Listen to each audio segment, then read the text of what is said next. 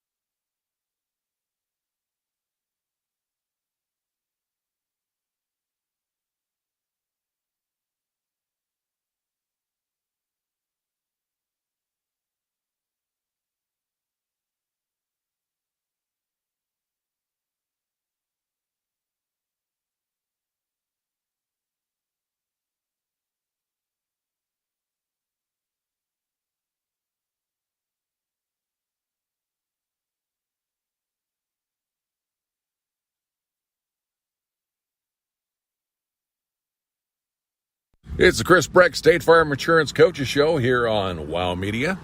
And it's a very special game this week. It's the first home playoff game that any of us can remember, in our memory anyway, going back as far as we can think, for the Conneaut Spartans. But, Coach, congratulations. Exciting time to be a Spartan, part of Spartan Nation, I guess we'd have to say. Absolutely, and thank you. We appreciate it, and these kids really earned it, and it's been a long time. Like you said, it's first home game ever, and second time we've ever been to the playoffs in school history. So it's 1985 was the last time. So yeah, got the real close a couple of years ago with Ryland and them, but didn't quite get there, but really close. Absolutely, really close. And that's a team that should have been a playoff team. But the points work the way the points work, yeah. and I felt bad for those kids and that kind of thing. But they also they could always the nice thing about not making the playoffs is they won their last game ever. You know what I mean? Yeah. So at this point, unless we win the state championship, these kids are going to go home with the loss their last game, and that's the only negative to it, of course. Right.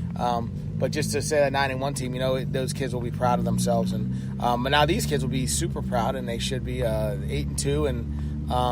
A chance to move on in the playoffs, and like I said, their year is going to go up on the wall in the gym as the second team in school history to make the playoffs, and that was the goal they set early on, and they should be so proud of the year they've had, regardless of what happens in the playoff game, And Ryland and them could say they missed the playoffs by, was it 2 years when they changed the rules on it?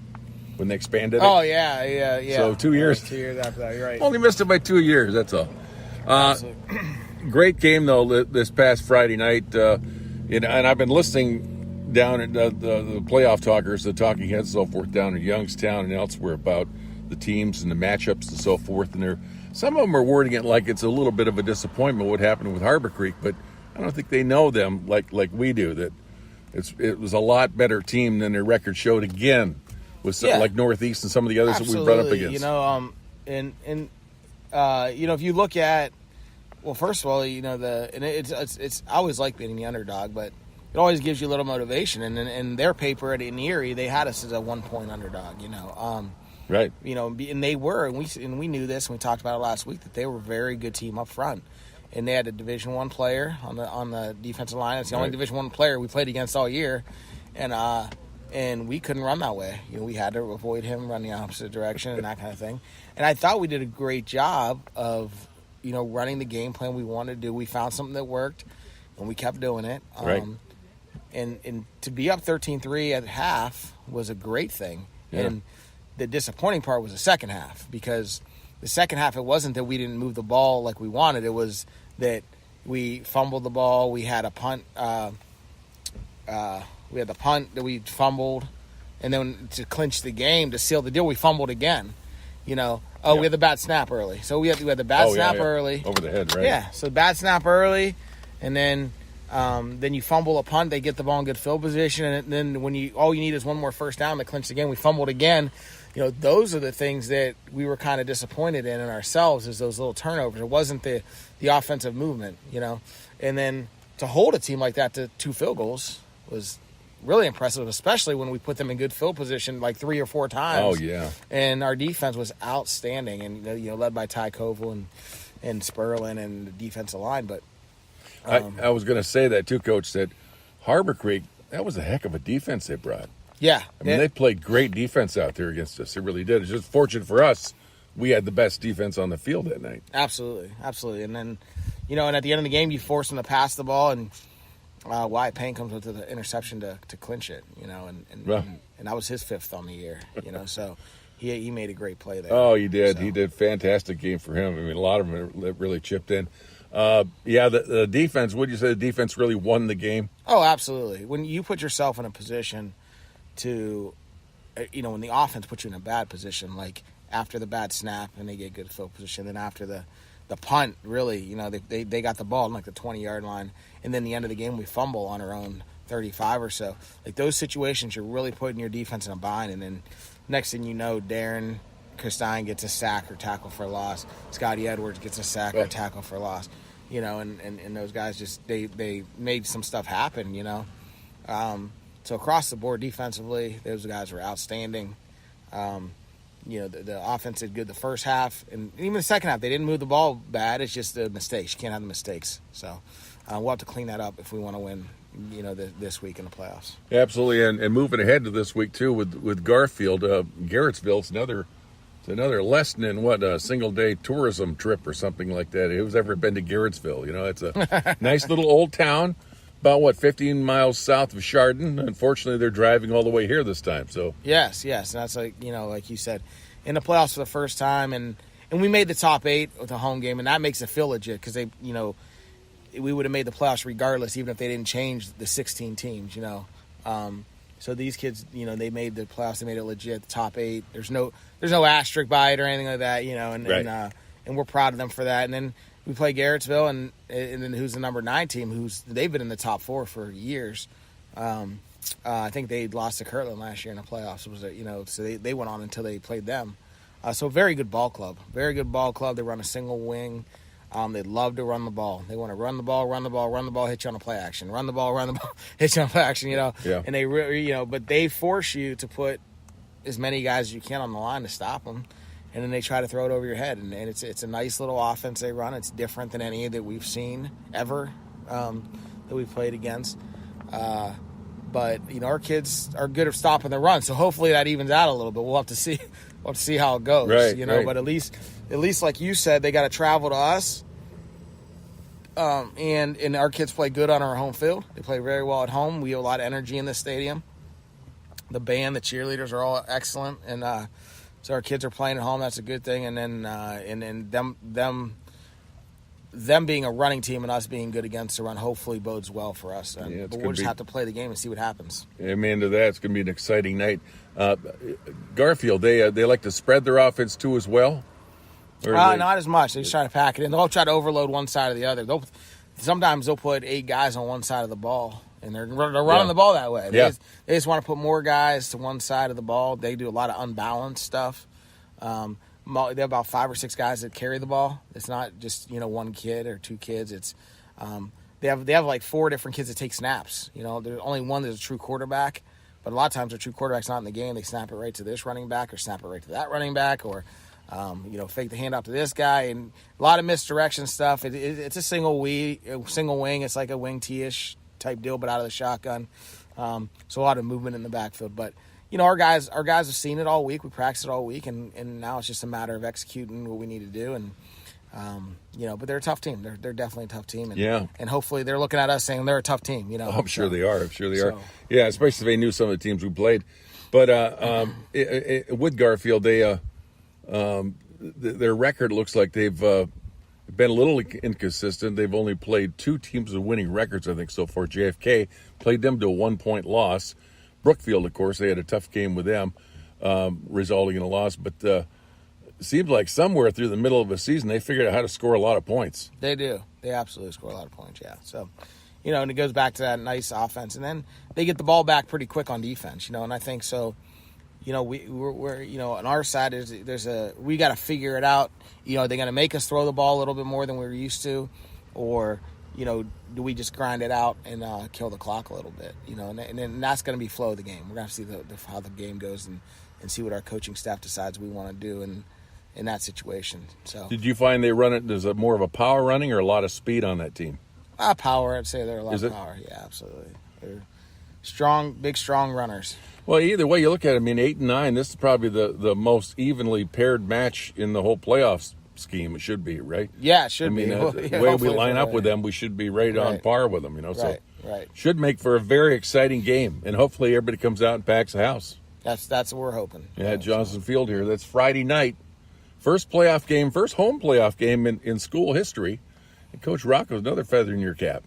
Yeah, well, thanks. It's a blessing to be here. Always thank God for the opportunity to coach in Conneaut. We love it here, and this is just another opportunity that I'm glad to be a part of, and the kids do a great job. We'll be looking forward to talking with you next week about where we're heading for the next game after that. So really look forward to it. I'm only looking ahead for my benefit, not for yours. That's good. Oh, that's okay. That's okay. Best of luck. That's the attitude you need, right? All the best luck against Garfield, though, Thank Coach. Thank you. Absolutely. It's been the Chris Breck State Farm Insurance Coaches Show here on WOW Media.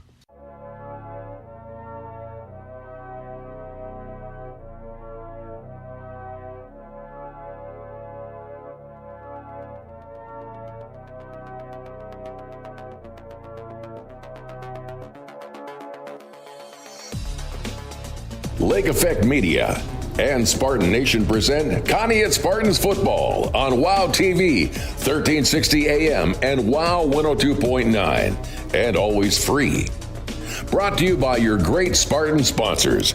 Conneaut Dairy Queen. Enjoy lunch, dinner, or a cool treat soon at your Conneaut DQ. Chris Breck State Farm Insurance. Here to help life go right. Conneaut Savings Bank. Come grow with us in Conneaut and Austinburg. University Hospital Conneaut Medical Center. Advancing the science of health and the art of compassion. Conneaut Save-A-Lot Food Store. Not lower quality, just the lowest prices every day.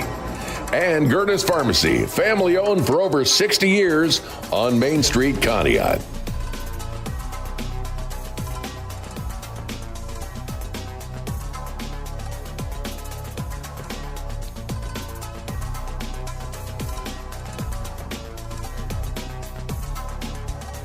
Testing. And we're live at Johnson Field. And welcome for playoff football. This is the first time in 37 years that the Conneaut Spartans have made it to the playoffs. It's been quite some time. And I'm Ben Jarvie alongside Steve Grant. Steve, it's been a while, but it just feels like last week because, it was. And here we are. Exciting. 37 years. Yeah. Get my microphone here. Yeah, 1985 when they played, unfortunately, Cardinal Mooney out of Youngstown. It was a powerhouse back then. But this is a history in the making tonight, Ben, as you know, because this is the first playoff game hosted by the Conneaut Spartans in school history.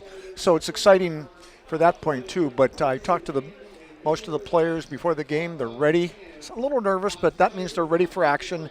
And they've worked hard all week preparing for Garrettsville. What's their nickname, Ben? They're the G-Men. They're the G-Men. Yeah. Okay, the exactly. G-Men. Thank you. Yeah, so they are the G-Men. So it's a triple G, and they're a very good team, as we know. They played some really good schools, and they had a lot of blowout wins this year. They actually finished the same record as us, 8-2. Finished with a 9th seed. As we were just talking, Matt Jarvie and Coach Rocco Dobrin for the Chris Breck State Farm Coaches Show that there's a lot of similarities with our two schools, and obviously being the 8 seed, the 9 seed, we are the tightest fitting schools as far as comparative record and points finish. So I think this is going to be a battle from start to finish. Steve, do you have any predictions on what's going to happen and what the outcome will be? I'd hate to predict. Yeah. I just, anything can happen in a playoff game. They're both tough schools. You just hope for a close game and a victory by the Spartans. Of course, we do know that Garrettsville has at least 6 different runners. They run the ball at least 80 to 85% of the time. They will pass if they need to. They got a good kicking game, decent quarterback, well coaching. They have an old-fashioned system. Coach Tim Talbacca told me so, but it works for them, and they've been in the playoffs before. Should be a great game, really. If Conneaut cuts down on their mistakes, penalties, mental errors, like I'm sure the coaches have talked about all week, if they do that and play their game, they can beat this team. Exactly, and definitely. And I think the one thing, as we were just talking about too, before the game as well, that they match up really well with this team. Our defensive abilities, especially with stopping the run, have been second to no team so far in our region. And I think that's really going to bode well for us against this really run-heavy team. Like Steve said, they're going to snap the ball directly to the running backs as well, kind of like a wildcat system. And they're going to just take the ball and run it, sweep runs and things like that, and right up the middle, and try to throw us off guard with quick plays. Not going to pass the ball much, but they'll throw every once in a while to keep you honest. If they have to. And Coach Tim says the quarterback, even though he's good, he very seldom handles the ball because they will snap, like you said, they will snap to all the running backs. Direct snaps like a wildcat system. So that should be interesting. But the Spartans are prepared. Talk to the coaches.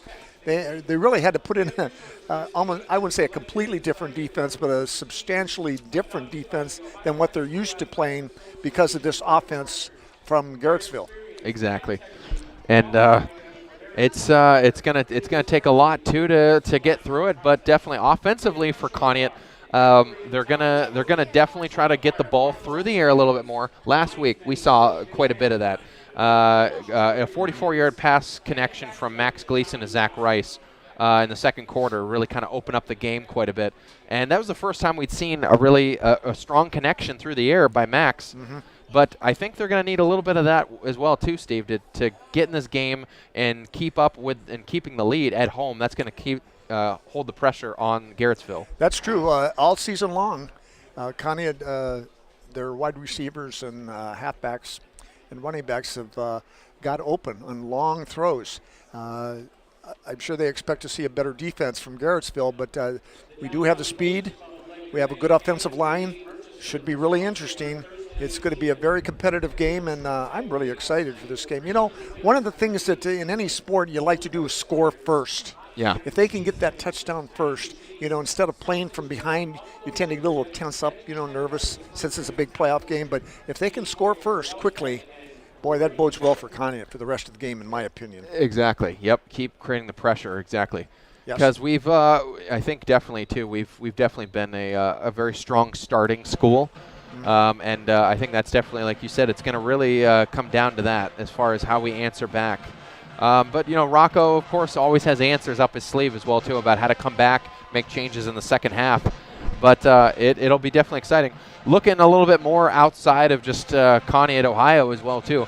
In Region 17, which is where we are, Division 5, Region 17, you got if we move on and win this game, we are going on to play the winner of Youngstown Liberty, which is at Canfield South Range tonight. Now that one, I can only imagine what kind of game that's going to end up being. We'll have score updates at half and at the end of the game. But Canfield South Range, 10-0 this year, going for a perfect season. I think they got quite an edge tonight, which means that likely this might be one of the last home games for us if we move on. And we'll be moving on to Canfield. So we'll see exactly. Get the banner. See the banner? Yeah, just put it right on that. There you go. Boom. Yeah, we've got about 150 left before we start playing. The Spartans haven't left the locker room. They have left the locker room. They're in the end zone now, getting ready to burst through that. Yep. And Spartans here flag. come your Conneaut Spartans. As I said, too, Max Gleason had the game of his life. He had a rushing touchdown last week in the first half and a throwing touchdown a 44-yard completion to Zach Rice, and then I think 65 yards rushing through the first half on the ground as well. So he had the biggest game of the three big guys so far for Conneaut last week. Really held on to the presence last week and did really well. Moses Schwartz, we gave him Dare Compare the Game honors for just how well he played defensively and stepped up with Jaden I wanted to talk to Moses before the game, but I didn't have a chance to. Number 52, big number 52. Moses has really played has had a very consistent good season. He's offensively and defensively, he's a tough, scrappy kid, and I wish all the best for him, and I hope he has a huge game for us tonight. Yep, exactly. And I think he will, definitely. I can only imagine, but I believe Jaden Anderson's still out so far. Yes, he is. So yes. We won't see him, and he's been pretty much the Spartan sack leader so far through the first 7 games of the season. So it's going to be a big loss without him. And there's going to be a big need to block as well, too. But Moses Schwartz, Darren Christine, Gavin Nesbitt, Dylan Phillip, they're going to answer the call and try to hold them off as best they can. Scotty Edwards had a great game last week as well, too. Defensively, created a ton of pressure. Yes, he did. Talked to Scotty before the game. He's ready to go, and he can't wait to get started. I'm sorry. Scotty Edwards was our Dairy Queen player of the game last week. Scotty. So, Scotty played lights out last week and had a couple sacks, and he's been really on the money ever since Jaden Anderson left with the injury. I think Scotty Edwards has stepped up and filled the role. He sure has. Yeah. I was just going to say that. Number 13 for Garrettsville, Ethan Bittens, is kicking off for Garrettsville, and the Spartans will receive deep backs. Yep. Yeah, number 13, as you said. Yeah, Ethan Bittens, if that's how you say it. Bittens. Right. Bittens, yes. Bittens. That's a toughie. And we saw last week a great, extraordinary kicker. What was it, Konitsky from Harborcreek last week? Made one 2 of the best kicks. I've seen, yes. Yeah, one of the best we've seen all season. And we're off. And that's the kick deep, picked up, and dropped at the 10-yard line. That's Caden Heinley trying to make some moves, and he fights his way up to the 25. Not a bad run considering he dropped the ball a little bit. Yep. Kind of muffed it, but picked it up and gained about 15 yards. Yep, exactly. And that's where we'll spot him at the 25. Was that? Actually, I think that was Max. Was that Max or was that Caden? I might have. They look so much alike. Yeah, exactly. Same size, and they're 1 number off. So. Right. Anyways, we're at the 25-yard line of the Spartans, 1st and 10, ready to go. In the first quarter here, in Conneaut's first home playoff game in the history of the school. Yep, and first playoff game at all since 1985. So here we are. We're trying to break history. And this is a keeper by Max Gleason up the middle. He's fighting his way up through. He gets about 7 yards or so. Great carry by Max Gleason up the middle. Yeah, good fake to he faked it to Zach Rice and took it himself and gained about 7-8 yards. Yep. They're calling it 2nd and 2. 2nd and 2. So nice good gain of 7 or 8. So Max really going to be the X factor tonight, as we know. He has been all season.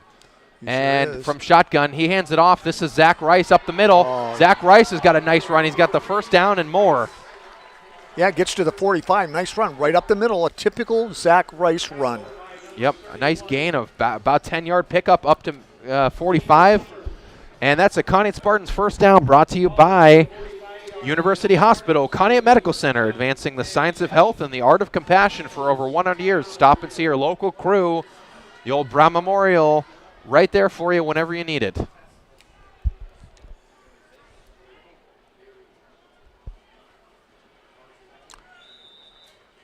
The clock was stopped for they stopped the clock on the first downs, I think. So okay. Anyways, less than 11 minutes to go. So they're not going to roll the clock. Okay. All right. Conneaut 1st and 10 at their own 45. Yeah, they're 1st and 10 at the 45.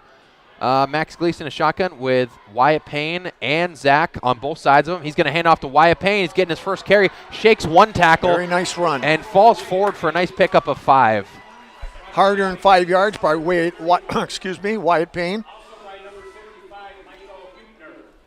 Yep, Michael Hubner with the tackle. But really, Conneaut, I think, is catching Garrettsville off guard here, slipping a lot of these tackles like they've done all year, Steve. But against a team as good as this, I think they're even surprised right now that they're able to break these tackles. Yeah, it looks very interesting so far, Ben. You're right. 2nd and 4. Trying to show blitz, and Max fakes the handoff, and he's rolling right. He's throwing it. Whoa, that was a dangerous throw. Yep. Oh, man. Intended for, that was Zach Rice. And it was way over Rice's head. Yeah, well, I think a guy in front of Zach Rice did get his hand on it. I'm not sure who it was. I think it could have been 31, Deacon Sommer. I think Max was really looking for Caden Hidley on that one. But it'll be 3rd and 4 at their own 49 now. Oh, and shown blitz. It might have been encroachment, but they back off. And 3rd and 4.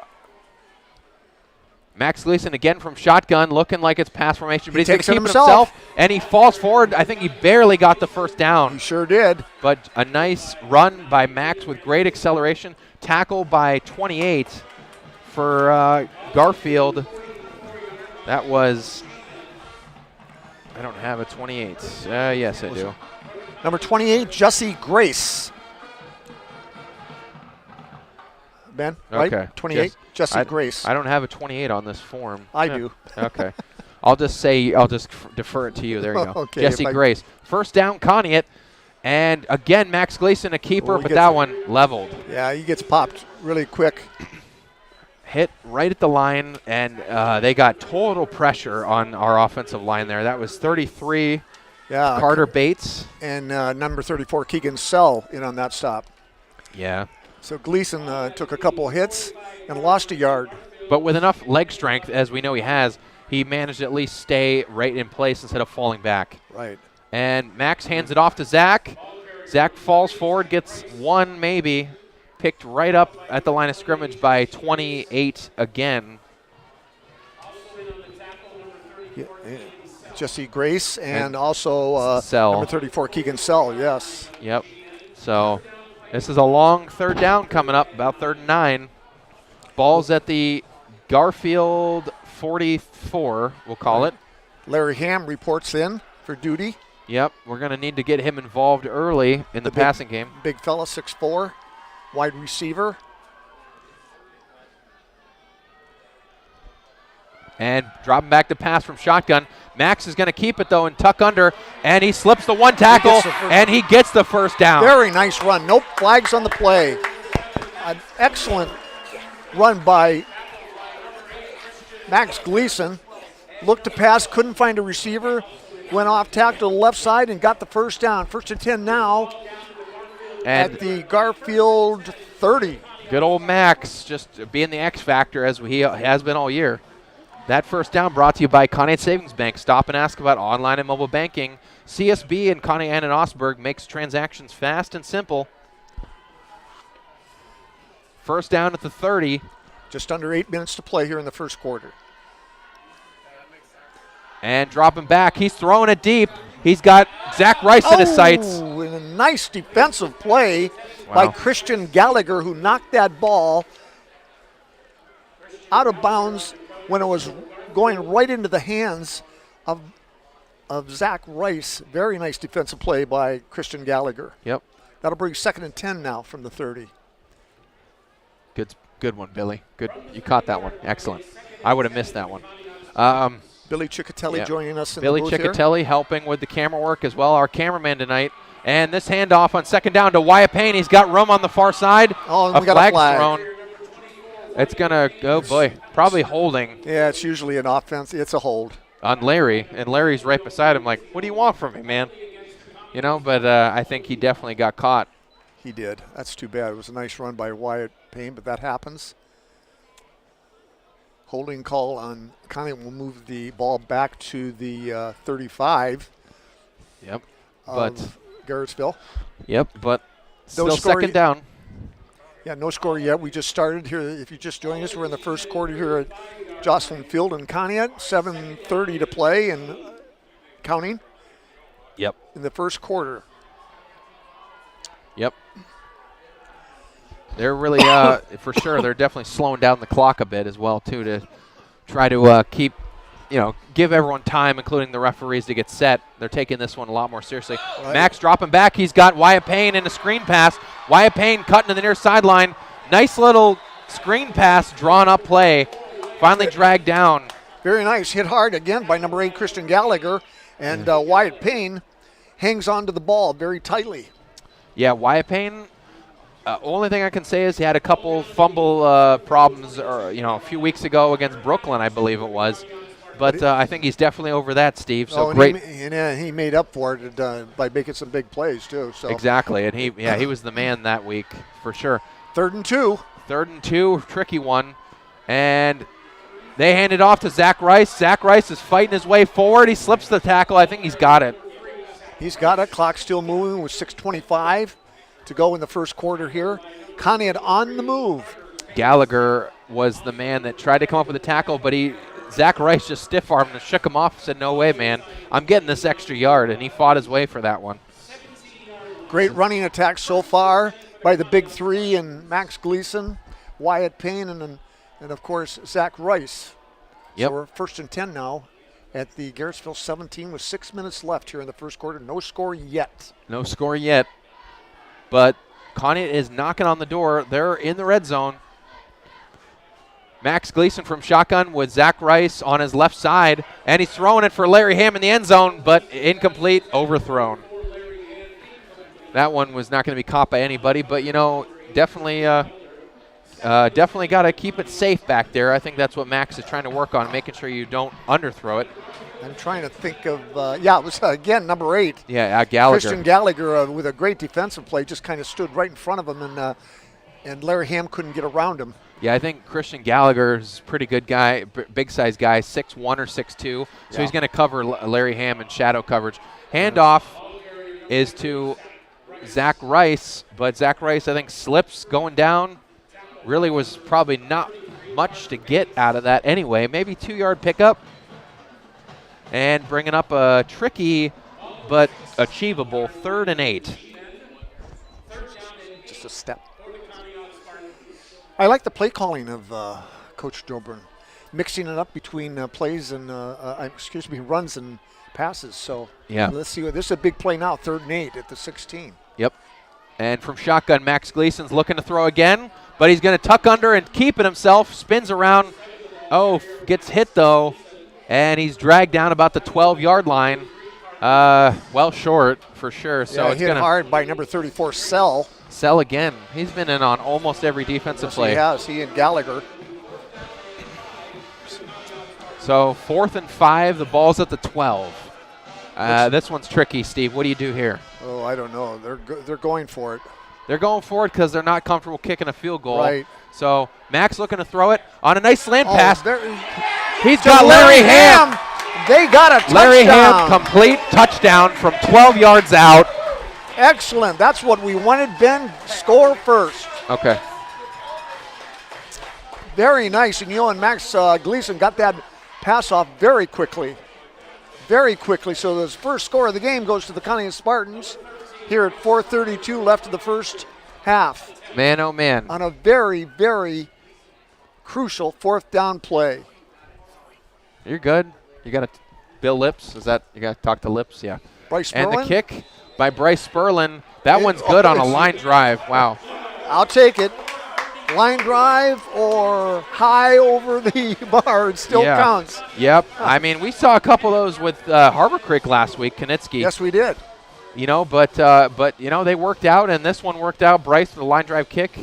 Get it up there real quick with enough leg on it to get it through. Exactly. Conneaut ran off 7.5 minutes on this scoring drive, so that takes a lot of time off the clock, which I like. But now we'll get to see what the G-men of Garrettsville has to offer with their first time with the ball. Exactly. So we'll see exactly what this offense is really all about. But 7-0 Conneaut, like Steve said, with 4.5 left to go in the first. And that touchdown brought to you by Gertie's Pharmacy. Now in the 3rd generation, helping local families with all their health questions, concerns, medicines. Shop Gertie's Pharmacy on Main Street anytime, and they're always here for you. I think Keegan Sell is one of the runners back. The numbers are really hard to But that's the Kick out. second time in 2 weeks, Steve, that we've had a passing touchdown. We Yes. really had almost none all year, and then last week we Well, got our first one in a long time, and then this week. Exactly, and it's got a great running attack too. So the G-men have to watch out for the pass and the run. I love it. Yep, and they're trying to switch. You can see here on your right screen if you're watching, but Not a Bryce bad kick. Sperlin, yep, nice kick out to the 10-yard line, picked up. Garrettsville bringing it out, number 10, and head-on collision. Brandizio, the return man, brought it up to almost the 30, maybe the 28 or 29, and leveled by Wyatt Payne. Wyatt Payne, yep. Man, big, strong tackle. And also, I think Aiden Davison was in on that as well, too. Yeah, Conneaut through the season, special teams have been very good, I think. Yes, exactly. We've really, we've pulled off some really good kicks as well, too. Yes, we have. With onside stuff and good everything. Good coverage. Exactly. So here we go. Oh, you can see here, yep, exactly, that they're switching it around and trying to shift in coverage, and they were prepared for this. And 28 with the carry. And he finally pushed out of bounds, but a nice pickup. Yeah, Jesse Grace.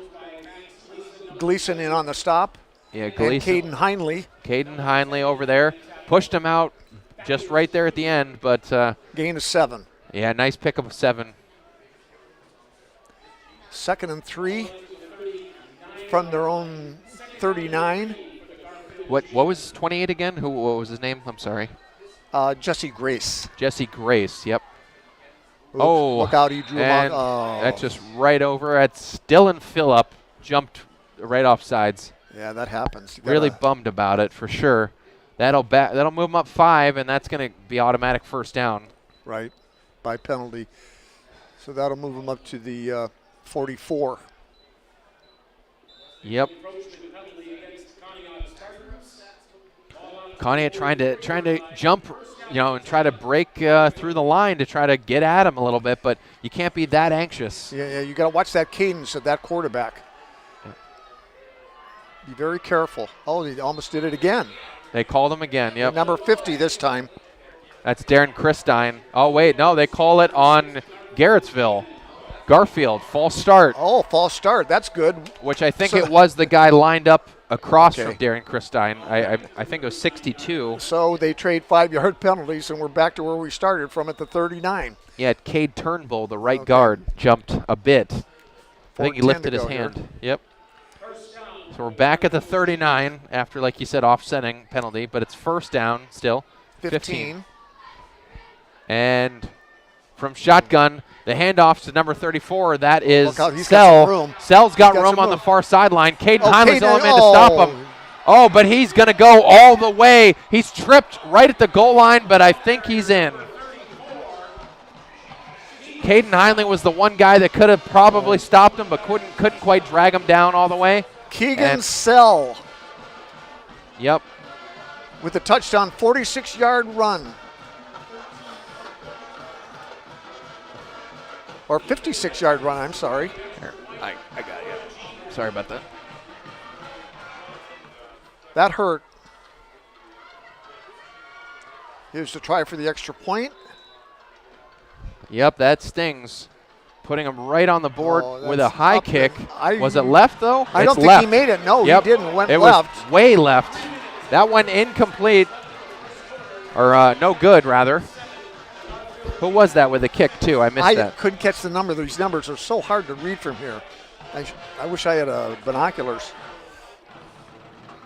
But in either case, Conneaut's still holding on to the lead with a 7-6 grasp on the game right now. Can you see these numbers from here, Billy? Can you see the numbers? No. Well, then get out of here. Oh, Billy's helping out in ways we can't even understand. So. Yeah, that's true. We kid Billy. But, yeah, we really exposed ourselves there, and that was a huge run by Sell. That was Sell, right, 34. Yes. With the huge run from 60 yards out. Yeah. And took it all the way. 56, Caden Heinley. 56 yards. 56 yards, yeah. Oh, that hurt. Yeah, 7-6. Yep, we still got the lead. Yeah, we want to get this 7 points right back now. And only a few seconds came off the clock since they had the right. They only had the ball a few plays. Still Ethan, 3:46. Yeah. Ethan Biddens kicking off for Garrettsville. Biddens. Nice kick. Nice kick. Picked up at the 10 and brought out by, that's Max Gleason. Whoa. Man, just dragged right down. Hit almost immediately by 34 again. That's Sell.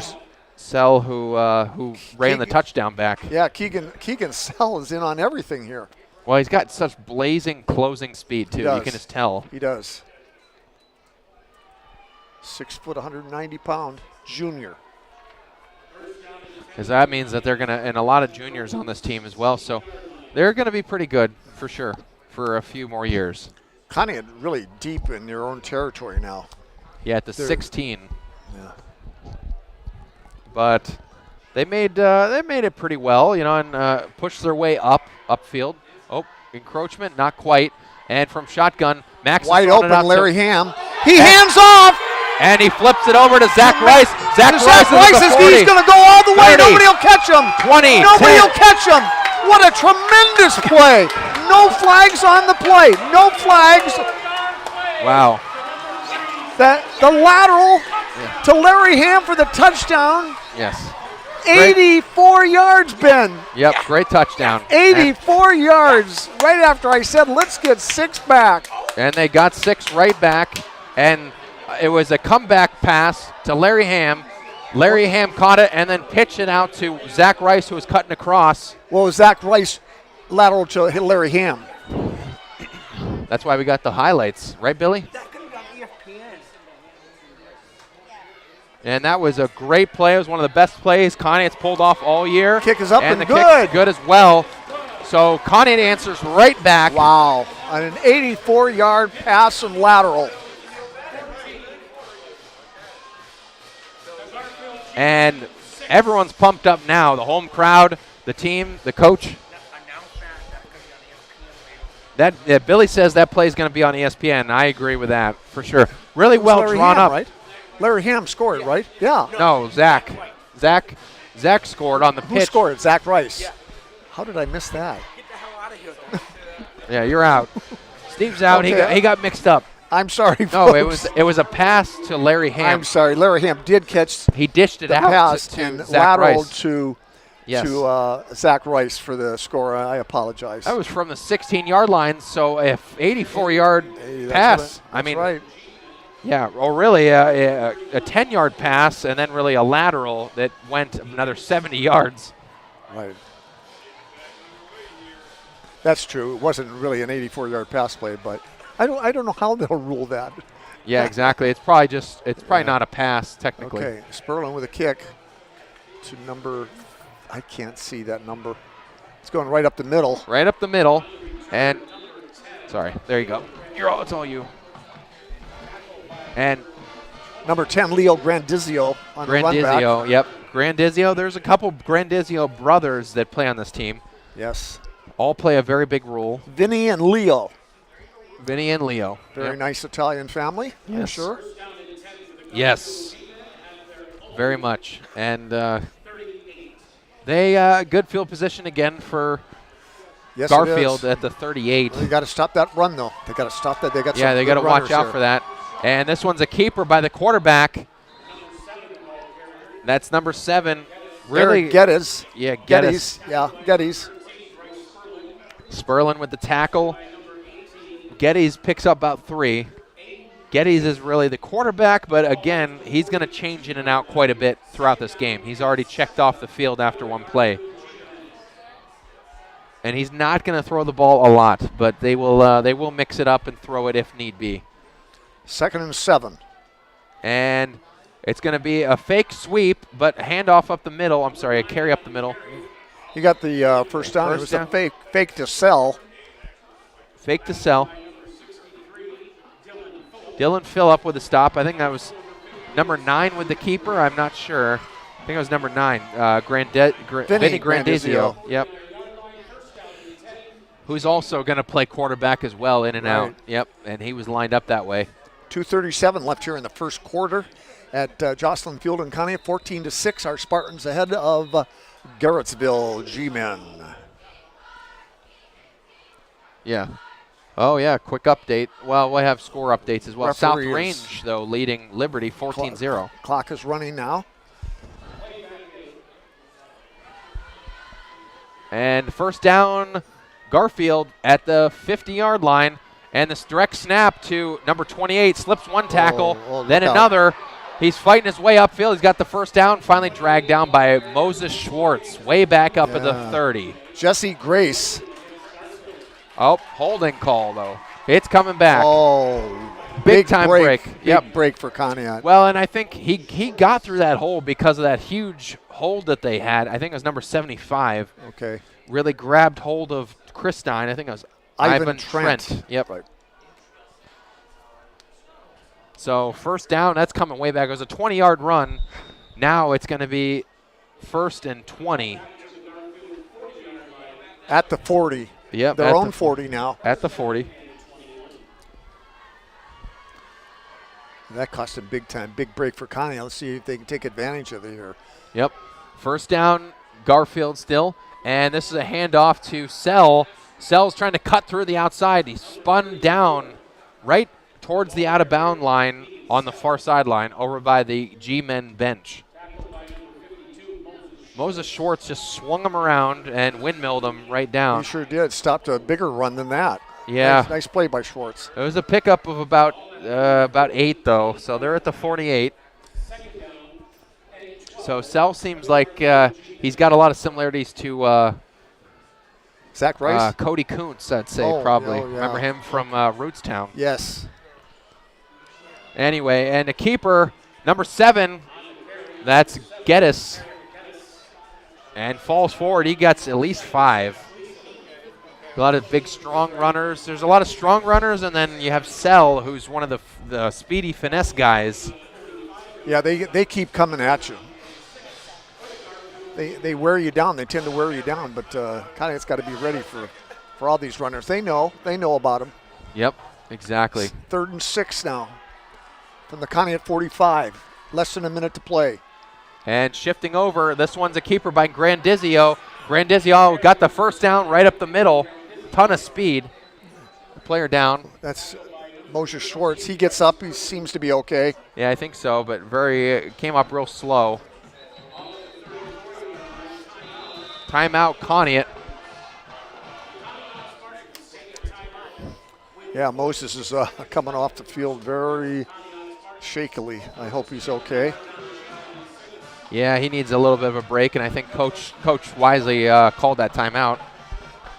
This Spartan lead brought to you by your Conneaut Dairy Queen. Remember, the blizzard for October is the scary but excellent Snickers Brownie Blizzard. It's delicious. Also enjoy the entire Brazier menu, the chicken stir baskets, the stack burgers at the Conneaut Dairy Queen, and the drive-thru is always open. Stop in tonight, and Dairy Queen ice cream cakes are always good for any occasion. Making me hungry again, Ben. Oh, we can't wait. Maybe they'll show up today. We never know, right? You got your cell phone? Yeah, right here. Oh. Ugh. Okay. And coming out of the timeout, Garfield still with the ball. 1st and 10 at the 35. And the handoffs to number 31, who's cutting all the way over. He slips one tackle. Bryce Sperlin tries to pick him up, and eventually he's hit on the far side. By Sommer finally dragged down by, I think it was Gleason. Gleason, okay. Yeah. All the way over there. Wow. Saved a touchdown. That was number 31, correct? Yeah. Yeah. Sommer. Deacon Summer. Oh, boy, they 1st and goal from the 5 now for Garrettsville. Boy, they march right down the field fast. Yep, and they Very make quickly. They make quick work, like you said. They like to They sure attack do. and wear you out. And we definitely knew that. The clock seems like it can't move fast enough either. And up the middle, Sell right up the middle, and a touchdown for Garrettsville. I don't think he was even touched by anybody. Nice run right up the middle. Good blocking, outstanding. Excellent Yeah, blocking. from 5 yards out, Sell right up the middle, and that's the G-men's second touchdown of the game, and they can either kick it and make it a 1-point game or go for 2 and tie it. Looks like they're kicking. Yeah, looks like they're kicking. Number 10, Leo Grandizio, is holding. Yep. And the kick. Yep. And that one's high and strong and good by Ethan Bittens. Yeah. And that one's good, so that brings it 14 Conneaut, 13 Garrettsville. Yeah, back to a 1-point lead by the Spartans with 28.7 seconds left in the first quarter. And the Spartans coaching staff got to figure out a way how to stop this run from Garrettsville. Exactly.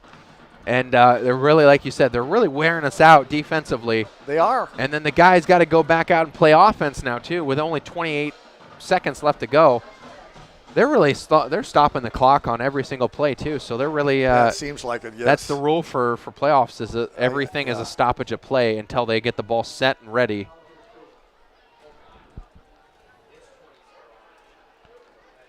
But it seems like Garfield has had no problems moving the ball downfield.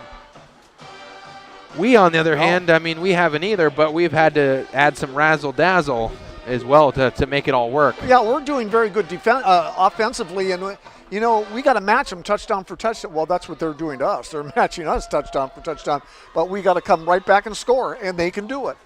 Yep.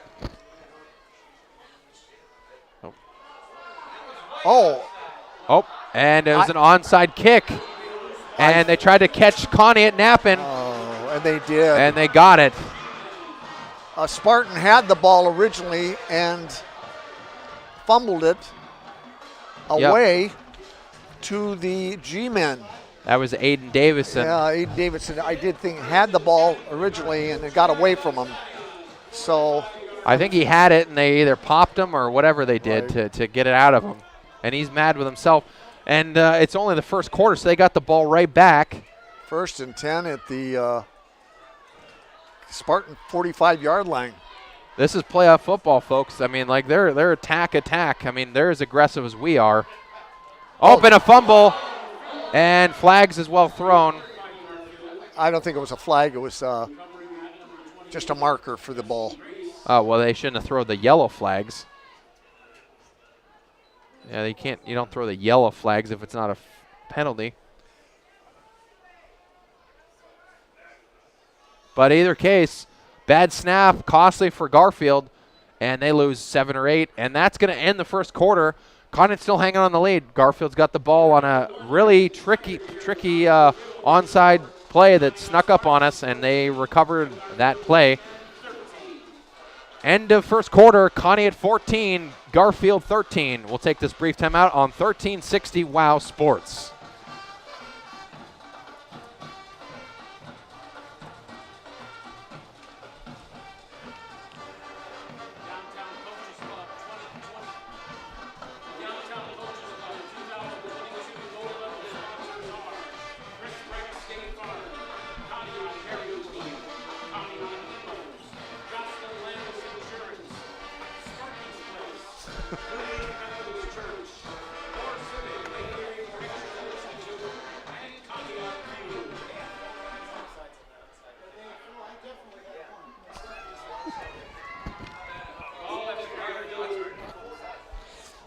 Oh, we're ready to go here. Yeah.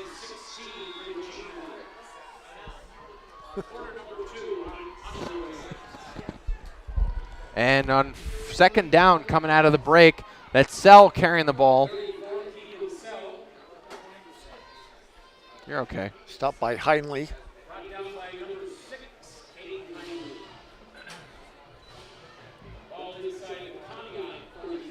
And that's a pickup of about 7 or 8. So 3rd and 9 upcoming, though, after the fumble that they landed on. They lost 7 there.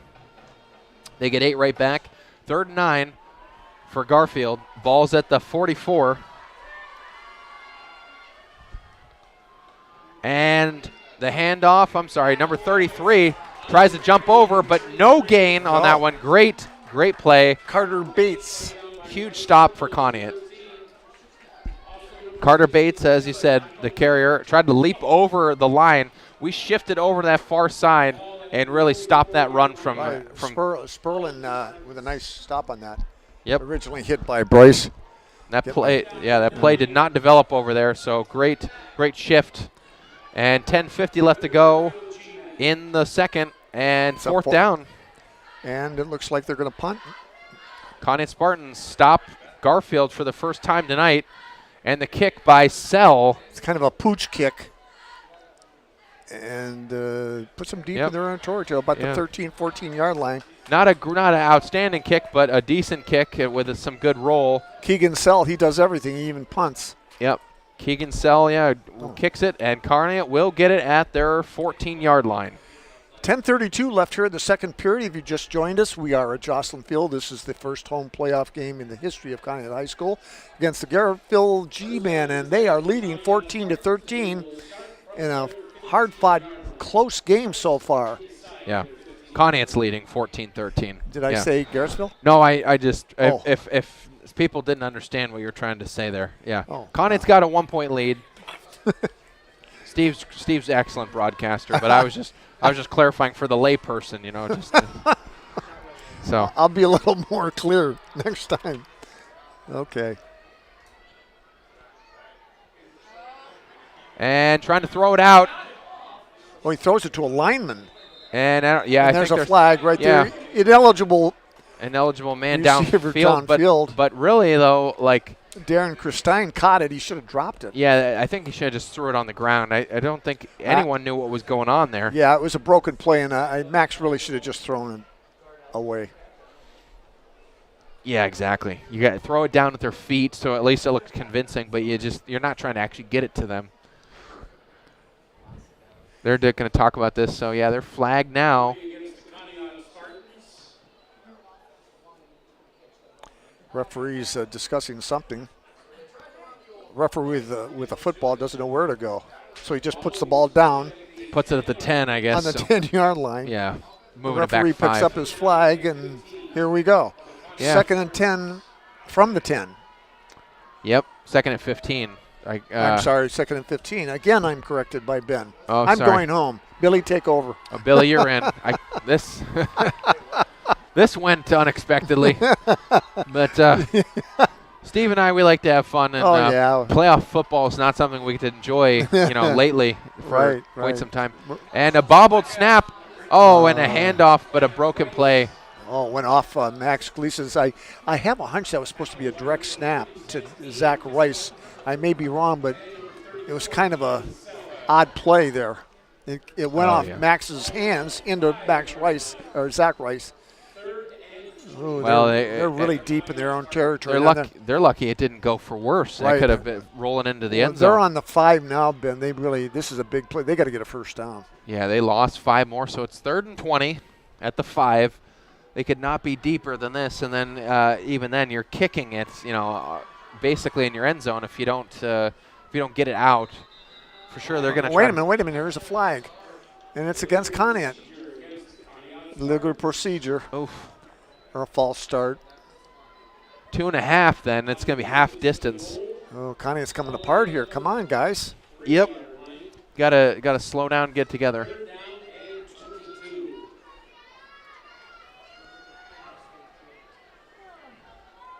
$9:10 and counting here in the second half with Conneaut up 14-13. Conneaut with 2 wide right and 2 wide left. Oh, almost picked off. Well, Troy Turner got in there, but a great defensive play. Yeah, Leo Grandizio almost picked that off. Yep. Now they'll have to punt, and I hope they get a big one off. Yeah, right there, too. I mean, that's a tough play to call, 3rd and 20. You're back of your 5, but our passing game in those situations isn't what it needs to be to try to convert a 3rd and 20. Right. Leo Grandizio's only standing back at his 35. Conneaut's 35. Yeah. I mean, right. Bryce Sperlin's going to kick it, and he's playing up close to the line. I mean, he's not as back as he should be because he can't go back. Well, let's get no. The bounce didn't go a little bit their way, but it's at the 34. 34 at so that's where Garfield will get it at Conneaut's 34. That's not where you want it, especially with this great offense, you know. Boy, that's for sure. Wow. Excellent field position for the G-men. Yep, again, if you're just joining us, 8:51 left to go in the second quarter. Conneaut up 14-13. Garfield now has the ball. Great possession, great field position. And they have fresh, it seems like they're constantly substituting, Ben. Fresh legs in there all the time. Well, and that's what's going to help, you know, drive it in. Sure. And be successful. And the pitch out, this one's to Jesse Grace. Grace, and he runs right over. Pick up over 10. I think Caden Heinley. Caden Heinley, dragged him down barely. Seems like Conneaut is pretty small out there compared to these guys as well. Yeah, actually, he just ran right over Caden Heinley. Yeah. Unfortunately. But well, Grace is just a big big runner. He's like a fullback. That's almost. right. But first down, Garfield. Ball's at the 24. Okay. 8.5 to go now. Yep. And plenty of time here. Yep, from shotgun. Looks like Geddes in shotgun position. I'm sorry, Grandizio. He's keeping himself. He's rolling out near sideline. And Caden Heinley's going to have to drive him out. Another first down, though. Grandizio playing quarterback from shotgun, just wildcats it, keeps it himself, comes to the – they're going right to left on your radio dial, by the way. And he comes towards us, going towards the near sideline, the Conneaut bench. And finally driven out by Caden Heinley. Well, the Grandizio brothers are putting on a show here so far. Oh, yeah, they got stars all over the place for Garfield. I mean, again, just because we're the home team doesn't mean that this is a gimme at all, for sure. I mean, it's an 8 seed and a 9 seed as Conneaut takes time out. Garfield takes time out. No, I'm sorry, it was Conneaut. And so we knew this was going to be a tough one. Sure. For sure. It's really evenly matched so far, as you can tell, 14-13, but Conneaut looks like they do not have the ability to slow these guys down like they have every other team. We've only been giving up 14 points a game defensively to all these schools. Last week we held to a minimum number against Harborcreek, 6 points, no touchdowns, just 2 field goals. Well, you know, we've seen them all year long, and the opposition, Ben, and you have to agree with me that Garrettsville probably has the best set of running backs we've seen this year. They just keep coming at you. There's 6 of them. Well, and exactly. I mean, there's the set of running backs is the key word. Yes. They just have so many different guys that they can give you. Right. Sell, Grace, Grandizio. Yes. These guys are all different style runners, but they have great blocking up front. You can tell. Good point. They have a great offensive line. Yes. And first down, Garfield at the 10. Man in motion. Need a turnover. They're going to – Grandizio keeps it himself up the middle. Gets to about the 4. Yeah, 5-4, and dragged down by Darren Christine and the guys up front. Look like Bray Sperlin also in on it. So second and goal at the 5. 7:48 left to play here in the second quarter. And looks like Grace keeps himself on the snap, and he's in for the score. Almost fumbled it too, but he got in. What? Of course. Oh, yeah. And Grace in. It looked pretty easy, though. Garfield really just moved the ball every single play, chunk yardage every time, and really made it look easy. Bitten's kicking for Garfield, and a line drive kick, not really putting any loft in it. That one's good. And 20-14 Garfield, they take the lead away from Conneaut, but Conneaut will get the ball right back and see what they can manage with it. Right, for the first time in the game, Garrettsville Garfield leads in the game 20-14. 7:37 left, and Conneaut has got to find a way to stop that running game. Yeah. Exactly. So as we talked about too, got to keep the pressure on them by scoring first and scoring early. We scored 2 touchdowns right out of the gate. and kept the pressure on them. Now, despite all that, they're still keeping pressure on us by just moving the ball with ease with their strategy. And, you know, Coach Rocco pulled all the stops out and knew this was going to be tough and to move the ball, to stop these guys. And offensively, I think we came out firing on all cylinders, but I think defensively, we're not really sure where to go from here. Well, we don't mean to say the game's over and we're giving up, but they got to make some adjustments. Conneaut's still very much in this game.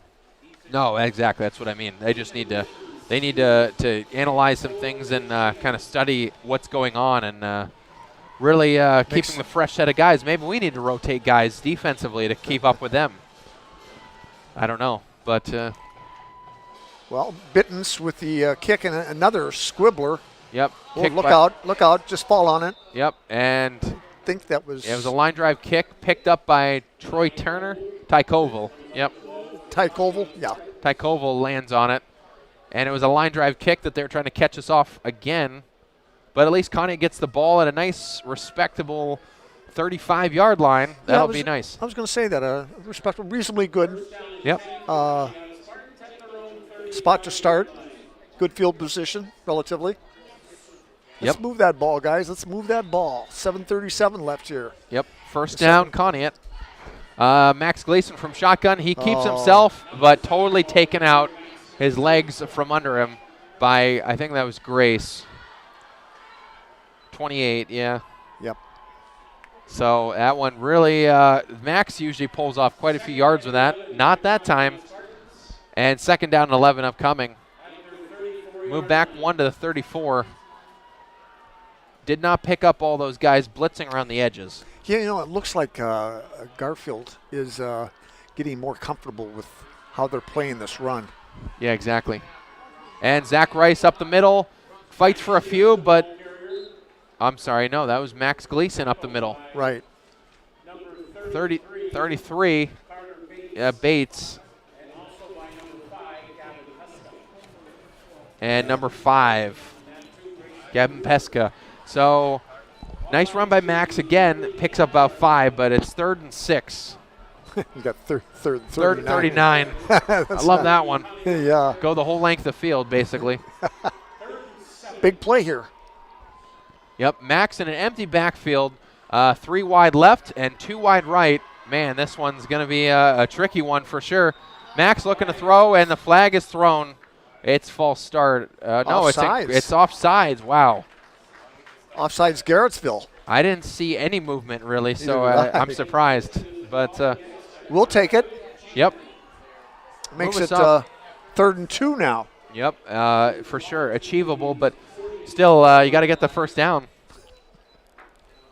Ball's at the 44, so you need only 1, really, to get it.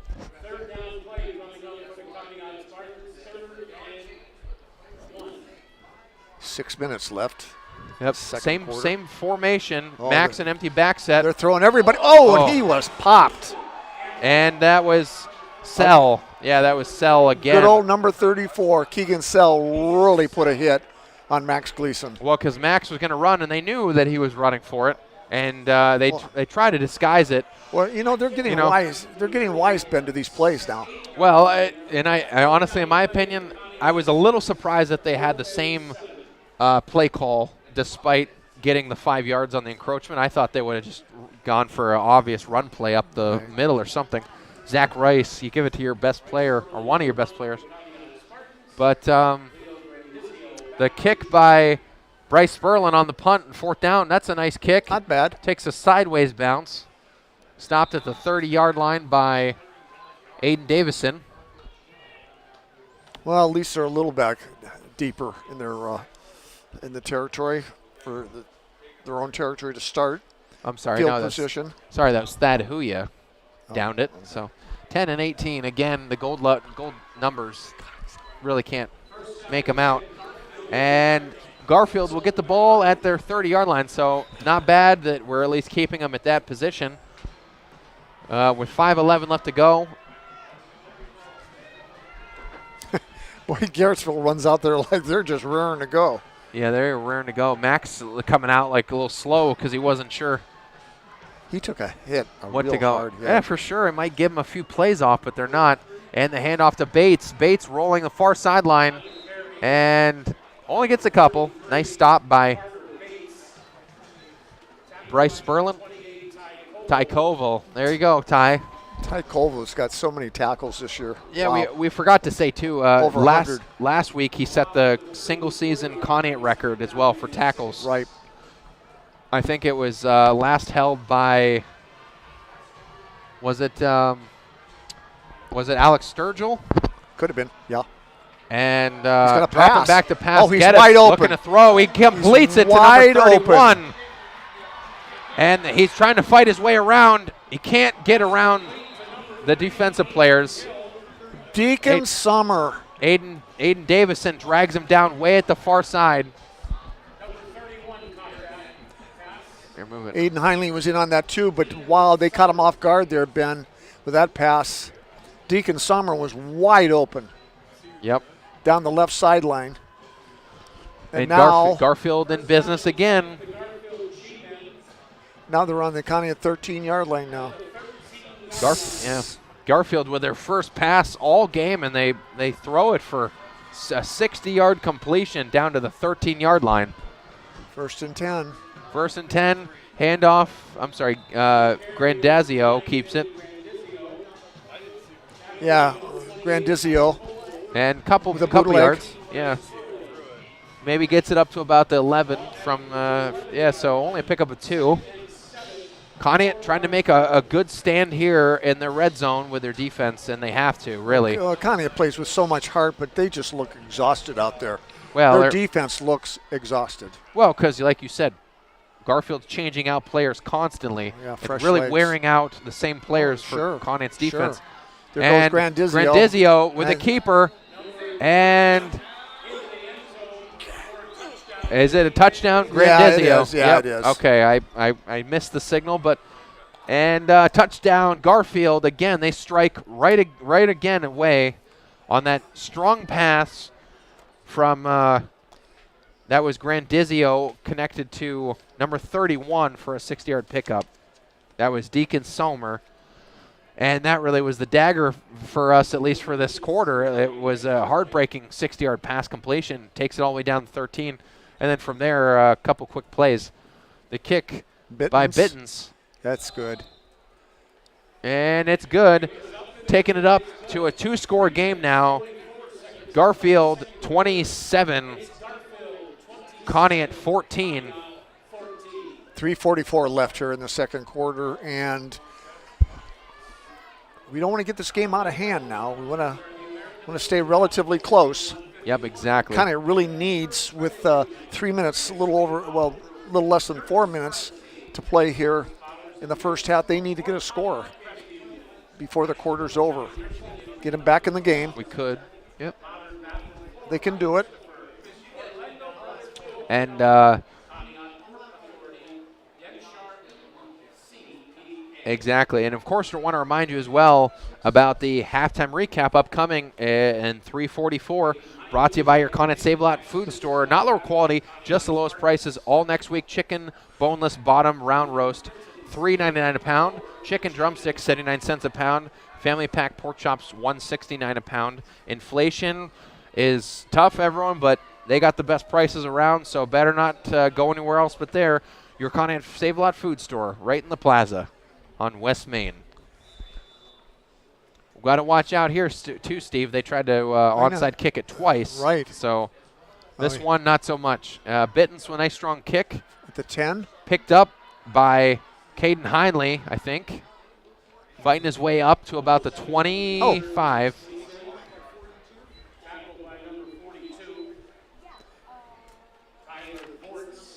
Bortz with the tackle, and Conneaut will have 3.5 minutes to go upfield from the 25-yard line, so 75 yards to go. Anything's possible, right? Coach Rocco definitely got to pull out more of that offensive razzle-dazzle as well, too, that we showed quite a bit of in the first couple drives. Yeah, let's show some life, fellas. Let's get a score. You can do it. Exactly. From the 25, the handoffs to Zach Rice. Zach Rice fighting upfield. Nice tackle. Zach Rice, yeah. He looked like he had a few yards, but nice tackle, wrapped him up. Of course, Keegan Sell, who's played one heck of a game. Yeah, he just has that speed that Conneaut doesn't quite have an answer for. The closing speed on offense and defense. Well, you know, what's happening is Zach Rice is getting past the line. Yep. And finds a hole in. Sell is so quick, he stops it right away. He shuts it down. Exactly. And on second down. Oh, nice play by. Again, handoff to Zach Rice. Pesca with the stop, and would he pick up a couple? Not even. No. If that. Timeout Garfield with 2:48 left to go in the half, so Conneaut needs a big strike here. It's 3rd and 12 upcoming. Offensively, we gotta definitely air it out a little bit and not be afraid to throw it like we did already to, Larry Ham and Zach Rice, and we kept the pressure on them by looking like we were just a very dynamic offense completely, and started to space them out a bit. Now they're starting to stack the box on us again. We just can't let that happen. We got to air it out and try to connect. Getting really chilly down there too. Yeah, I got 45 degrees. I got right 45 degrees. I think we started out at 48, 49 game time temperature. Yeah, it wasn't too bad actually. It was in the 50s today. And all of a sudden it's starting to drop, of course, as you really get into fall. I mean, Halloween's this Monday, so all the kids are really excited about it. And for sure, remember, of course, all the good treats as well. You can't beat the treats at Conneaut Dairy Queen. Enjoy lunch or dinner soon, a cool treat, always. The brownie batter blizzard as well, always great. And ice cream cakes are good for any occasion, including Halloween, so stop in this weekend and pick one up. Billy's going out trick-or-treating Monday, I know that. He's going to dress up as a monster. Dress up as a monster, just a random monster. Yeah. And a throw over the middle to Caden Hindley. Nice play. Caden Hindley, nice fight in him, definitely trying to get there, but doesn't quite get the first down. But a pickup of maybe 7 or 8, and Conneaut's close. Nice catch right over the middle. Yep. Players surrounding him and gained a few. This would be 4th and 3. Yep. 4th and 3, but they're still deep in their end zone. They're still at the 32 or 33, and it's 4th down. So are they going for it here? Looks like they may be trying to draw them off, right? I think that's what they're trying to do. Yep. And it looked like total pressure coming, and, they did catch him off guards a few times with the encroachment, so why not go back to that? Maybe just quick snap it here and see what happens, right? Yeah, timeout Conneaut. Timeout Conneaut. That was their last time out of the half, so Coach Rocco used all of them for sure, which was good. 1:59 left to go in the half, and Conneaut will likely punt it now back to Garfield, who will have one last shot to score or make something of it. Join us, of course, again at the halftime for your Conneaut Save-A-Lot halftime recap, brought to you by Conneaut Save-A-Lot Food Store. Not lower quality, just the lowest prices. All next week, boneless bottom round roast, only $3.99 a pound. Chicken drumsticks, 79 cents a pound. Family pack pork chops are $1.69 a pound. Inflation's fighting. It's tough to fight it, but Conneaut Save-A-Lot has the answer for you. Drop in, of course, in the recap and scores around the league as well.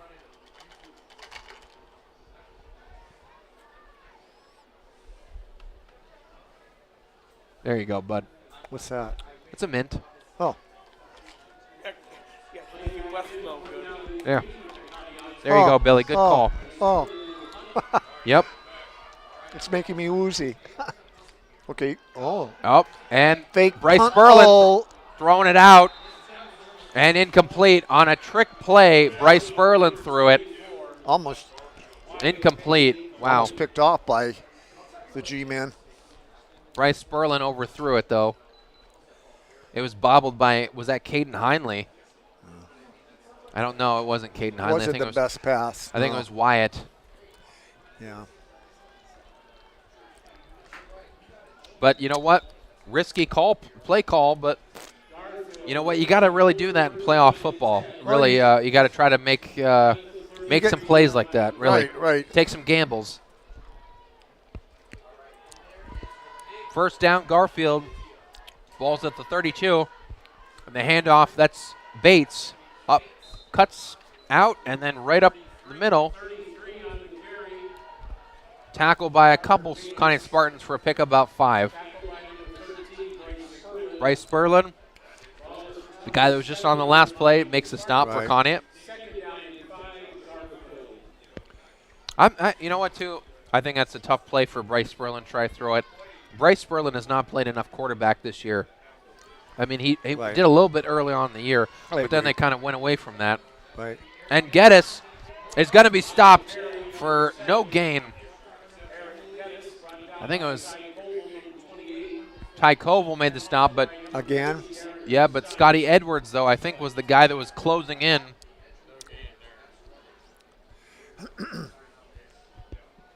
had him dragged down, but Geddes just slipped past him. Well, it's 3rd and 5 now. Less than a minute left in the half. Conneaut down 27-14. And on 3rd down, handoff to Sell. Sell cuts through the seam. Look at this speed. And he's fighting his way all the way up, and he's tackled right in the end zone by Aiden Davison. And that's a touchdown. Garfield, they add another one on. I think that was Thaddeus Huya. Was it? Yeah. Yeah, Thad Huya, I'm sorry.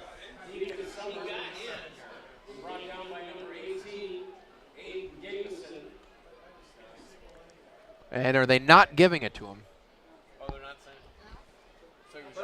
No, it's – yeah, they said touchdown. So, yep, touchdown Garfield, and they're adding an extra point onto it. They're lined up to kick. Yeah. And that's Bittens with a high kick, and it is good. 34. And that's a 20-point lead now for Garfield. Oops. Well, you know. 34-14 Garfield.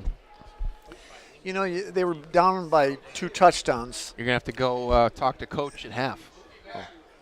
We'll need you to go in there and talk to him. Right? Right, Steve? We got to.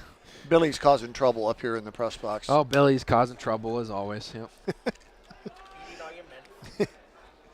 Billy. Here's another one in case you need that one, too. Billy causes trouble every day at practice. That's what I heard. No offense, Billy. Yeah, Billy. He's always jumping in on the interview with Rocco and my dad. Oh, so. yeah. He's so annoying. Anyways, they were down 2 touchdowns, and, and Coach Rocco took that risk, and it cost him. No. But what do you Yeah. Sometimes you got to take those risks, and it came back to haunt them. But yeah, I mean, and you know what? They had 2 of their timeouts still.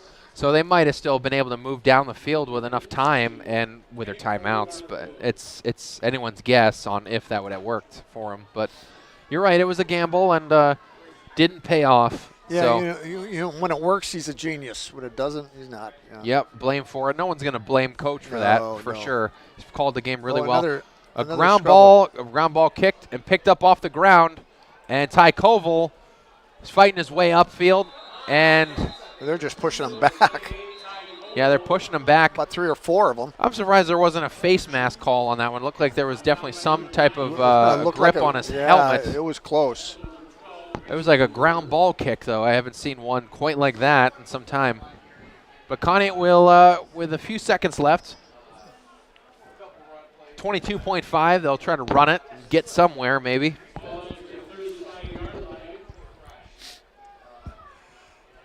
.5 seconds left here, folks.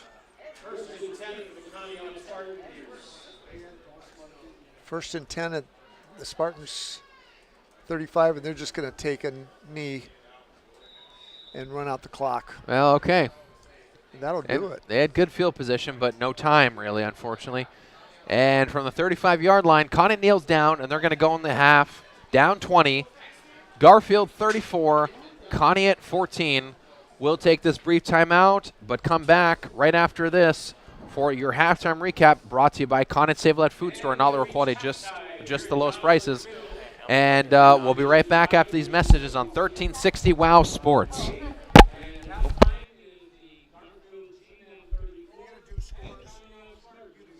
Yeah. Okay. Hey, I'm gonna go get nachos. Okay, man. Thanks. Is this your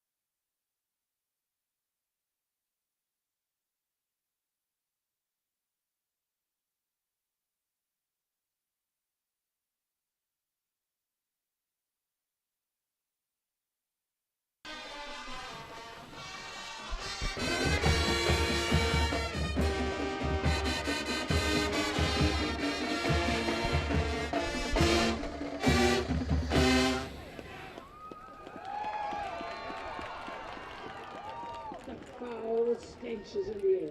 The funk of 40,000 years. Straight from the king of pop. Here it is. Roar!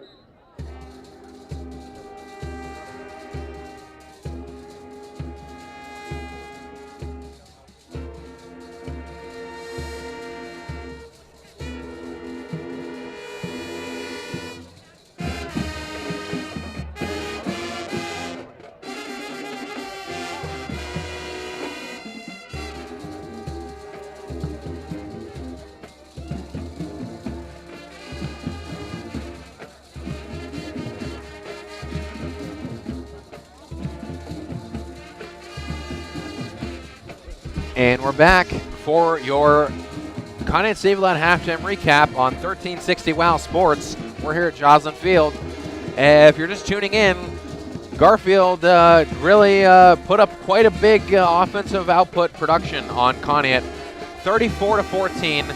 Conneaut's not let up more than 20 all season, and they've already given up 34 just in this half, against a very strong opponent as well, too. You got a lot of guys on this Garfield team that have really been exceptional, and there's a lot of athleticism as well, strength, speed, size that we haven't quite seen all year. Sell, number 34 for Garfield, definitely was one of the fastest runners we've seen all year. May even be faster than Cody Kuntz, but doesn't quite get the lion's share of the carries that some of these guys like Cody Kuntz have had as well, too, because they have other guys as well on this team that they give a lot of attention to. Vinny Grandizio as well, switching on and off with Eric Geddes at quarterback. They only had one pass completion, though. Really one pass through the air for Garfield. That's all they needed. One pass completed from Vinny Grandizio to Deacon Sommer for 60 yards, and that put him up right in striking distance to score that not the last touchdown, but the touchdown before that. So really, it's been a lot of Garfield's successes, and Conneaut in the first quarter was really rolling on all cylinders. They answered right away with a touchdown drive and a run play as well to Zach Rice, and it was a great drive. That whole drive as well was excellent.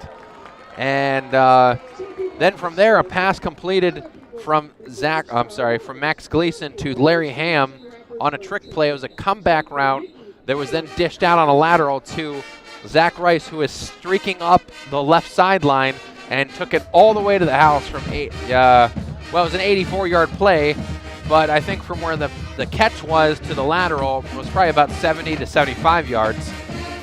So it was an excellent play and caught Garfield napping completely. But since then, we've been completely held in check offensively. Really haven't gotten much, maybe a couple first downs, and that's about it. Conneaut definitely seems like they're getting pressured right now on the offensive line. They're definitely exhausted. They're going to need this halftime break as well to just try to recover some of their energy. But it's definitely been a totally different second quarter as well. As we talked about, Keegan Sell, one of the better runners for the G-men as well, alongside Carter Bates. He's getting a lot of the carries as the change of pace back as well. Deacon Somer, a wide receiver. Definitely Tyler Lutz as well, getting in on there quite a bit. Jordan Goodnight. Gavin Pesca's been really strong on defense, as well as Christian Gallagher was trying to shut down the outside runs and the passes against Conneaut. And then the offensive and defensive line for Garfield as well has been very strong. Ivan Trent, Cade Turnbull. So a lot of these guys really have a lot of size on them. And they have a couple years still to grow into even a better team, which is scary. But it's definitely something that Garfield's known that they've had coming for quite a while now. And so that's how we got to 34-14, a missed extra point as well, too, that kept it 14-13 Conneaut. So Garfield missed the one kick, but since then they've been perfect, 4 for 5 for extra points. Conneaut perfect 2 for 2 from Bryce Furlan. The first one, the very first extra point, was a line drive low kick, barely made it over the crossbar, but it went in. It made it just over. So in either case, that's how we ended up here. Max Gleason really helped check on the ground. A couple pass plays, a few screen passes. Well, he's been a little more productive through the air than he has been in the past as well. I'll try to get some stats as well, too. Hang on one sec.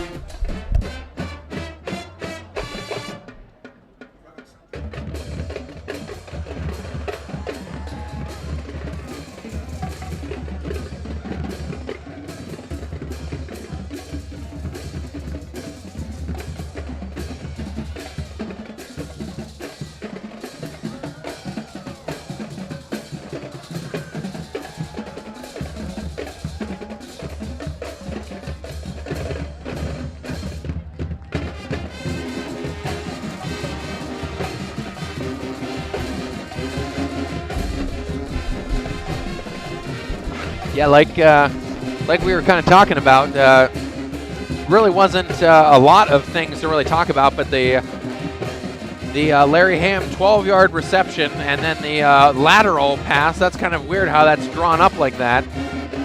Keegan Sell with a 61-yard run, really unstoppable speed that guy has, so that's been the X factor for the G-men against us, is really that type of blazing speed. Conneaut with the 84, that was the same play, really. I'm sorry. Yeah, that was Zach Rice with the 84-yard run on the lateral, really. If they call it a reception, I guess we'll see. Larry Ham with the pass from Max Gleason. I forgot about that for the first touchdown. Sorry, I had that one wrong. So Larry Ham in the back of the end zone, that's really started things off, and you really felt like Conneaut offensively had some different plans as far as how they were going to score tonight. But they since then, they've kind of really not clicked with passing the ball. Keegan Sell also had a 5-yard touchdown run. That's in the first quarter. And then in the second quarter, Jesse Grace with a 5-yard run with the extra point. Vinny Grandizio with a 10-yard run as quarterback. And then Deacon Somer with a 27-yard run. So they're really mixing it up for Garfield. That's really the main sticking point, is that they mix it up and they're changing guys out offensively left and right all the time. And it seems like it's really wearing out Conneaut with their energy. And Conneaut really looked burned out in the second quarter, and they really had no steam left at all to answer back. So with the fresh legs and coming out in the second half, hopefully they will be able to strike again early and get back into the game. But we'll see. Definitely, they're still going to be very tired, definitely, as the game goes on as well, too. And definitely some aggressive play calls as well, too, for usually we're the aggressive team, the aggressor most of the time, especially at home. But you got to give a lot of credit to the coach for Garfield, because they've been very aggressive on play calling on 4th down, and they've gone for several off onside kicks, and they recovered one of them for sure. Aiden Davison was pretty sure that he had a handle on it, but it didn't quite come up with it. But we'll actually play a little bit about Aiden Davison and Aiden Davison and Max Gleason on some Spartan Insiders that we have as well, too. But overall, that's your halftime recap, brought to you by Conneaut Spartans Food Store. Not lower quality, just the lowest prices. And as we said too, this is an unprecedented game for Conneaut. They're trailing at home. They haven't really done that at all. They haven't been trailing at home once all year. The 2 games they've lost, as we mentioned, were away games, and they were both very close. They were, very close 1-point games. They were right in there until the very end.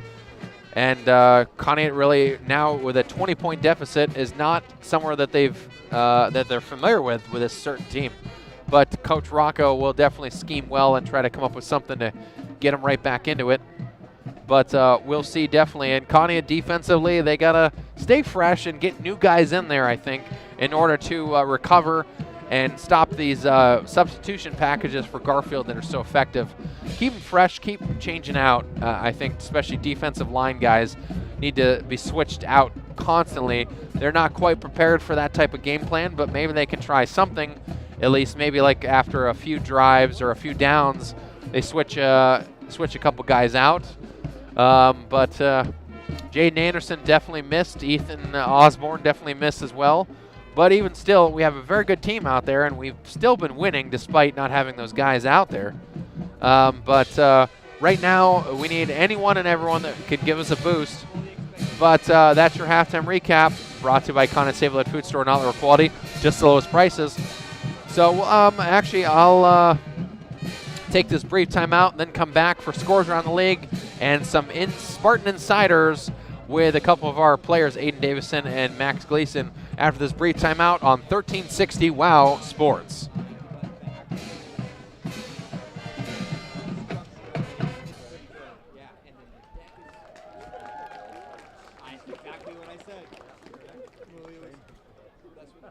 The Conneaut Band would never want you to go your own way without them performing and dancing songs to lead you on your journey.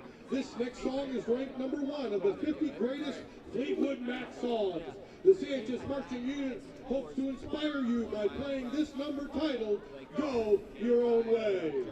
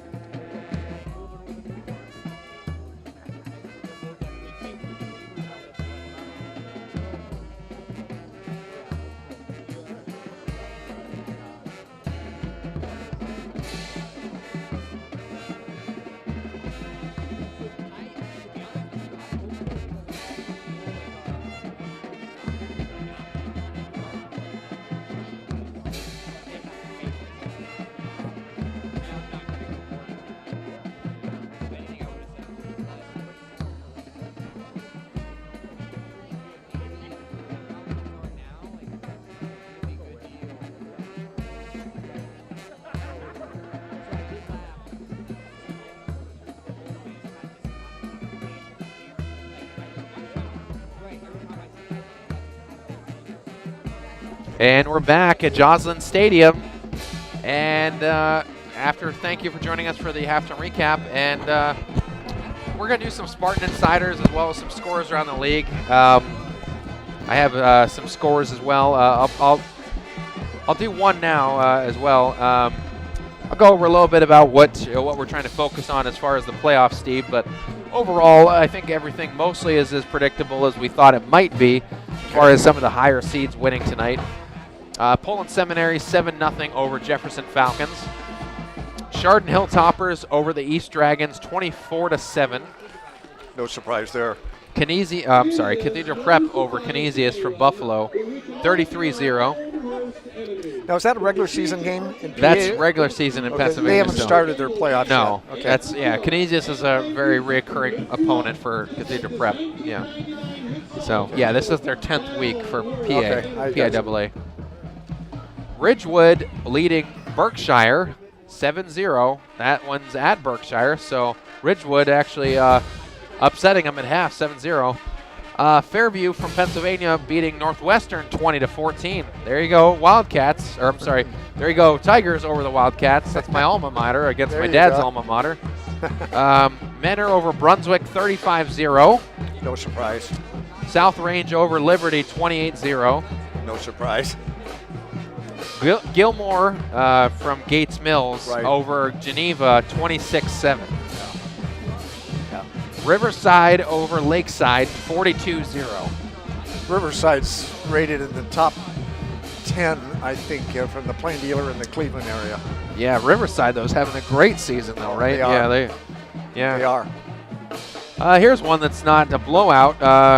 Girard, PA over Eisenhower, PA 7-7. I'm sorry, not over. They're tied 7-7. Eisenhower and Girard. Perry over Triway. If I'm saying that right, Triway from Worcester. Perry over Triway, 60-0. Oh, whoa. They're in the same division as us, too, Division 5. Yeah, Perry. Yep, exactly. Wow. Yeah, Perry's been a wrecking ball down there all year. Struthers over Edgewood, 27-0, so Edgewood's probably not going to move on as well. That's kind of sad to see that one of our local schools isn't going to make it, but yeah, it is what it is, right? That's right. Brookfield over Pymatuning Valley, 34-0. Yeah. All these games, no score, like 34-0, 27-0, 60-0. You know, these opponents aren't even getting touchdowns, Steve. That's what the playoffs are. You get the high seeds and the low seeds. That's what's going to happen. Yeah, this one, I don't know much about. United from Hanoverton over Rootstown, 41-21. Whoa. Yeah. Where's United from? Hanoverton. Oh, okay. Downstate. Okay. And that's at Rootstown. Wow. So, Garraway over Smithville, 34-0. Smithville, I think that's they're not in our division, right? That's region. What region is that? Region 13. I thought they were in our division, Garraway. I'm sorry. Yes, that's the 15th seed against the 2nd seed. I'm sorry, in Region 17, correct. So 34-0 Garraway. Norwayne over Harrison Central, 54-7. Another close game. Yeah. Cardinal Mooney over Edison, 21-7. Okay. That one's closer, Yeah. but not quite in hand, but we'll see. Cuyahoga Heights over Cardinal, the Huskies, 14-7. Okay. And that's all I got.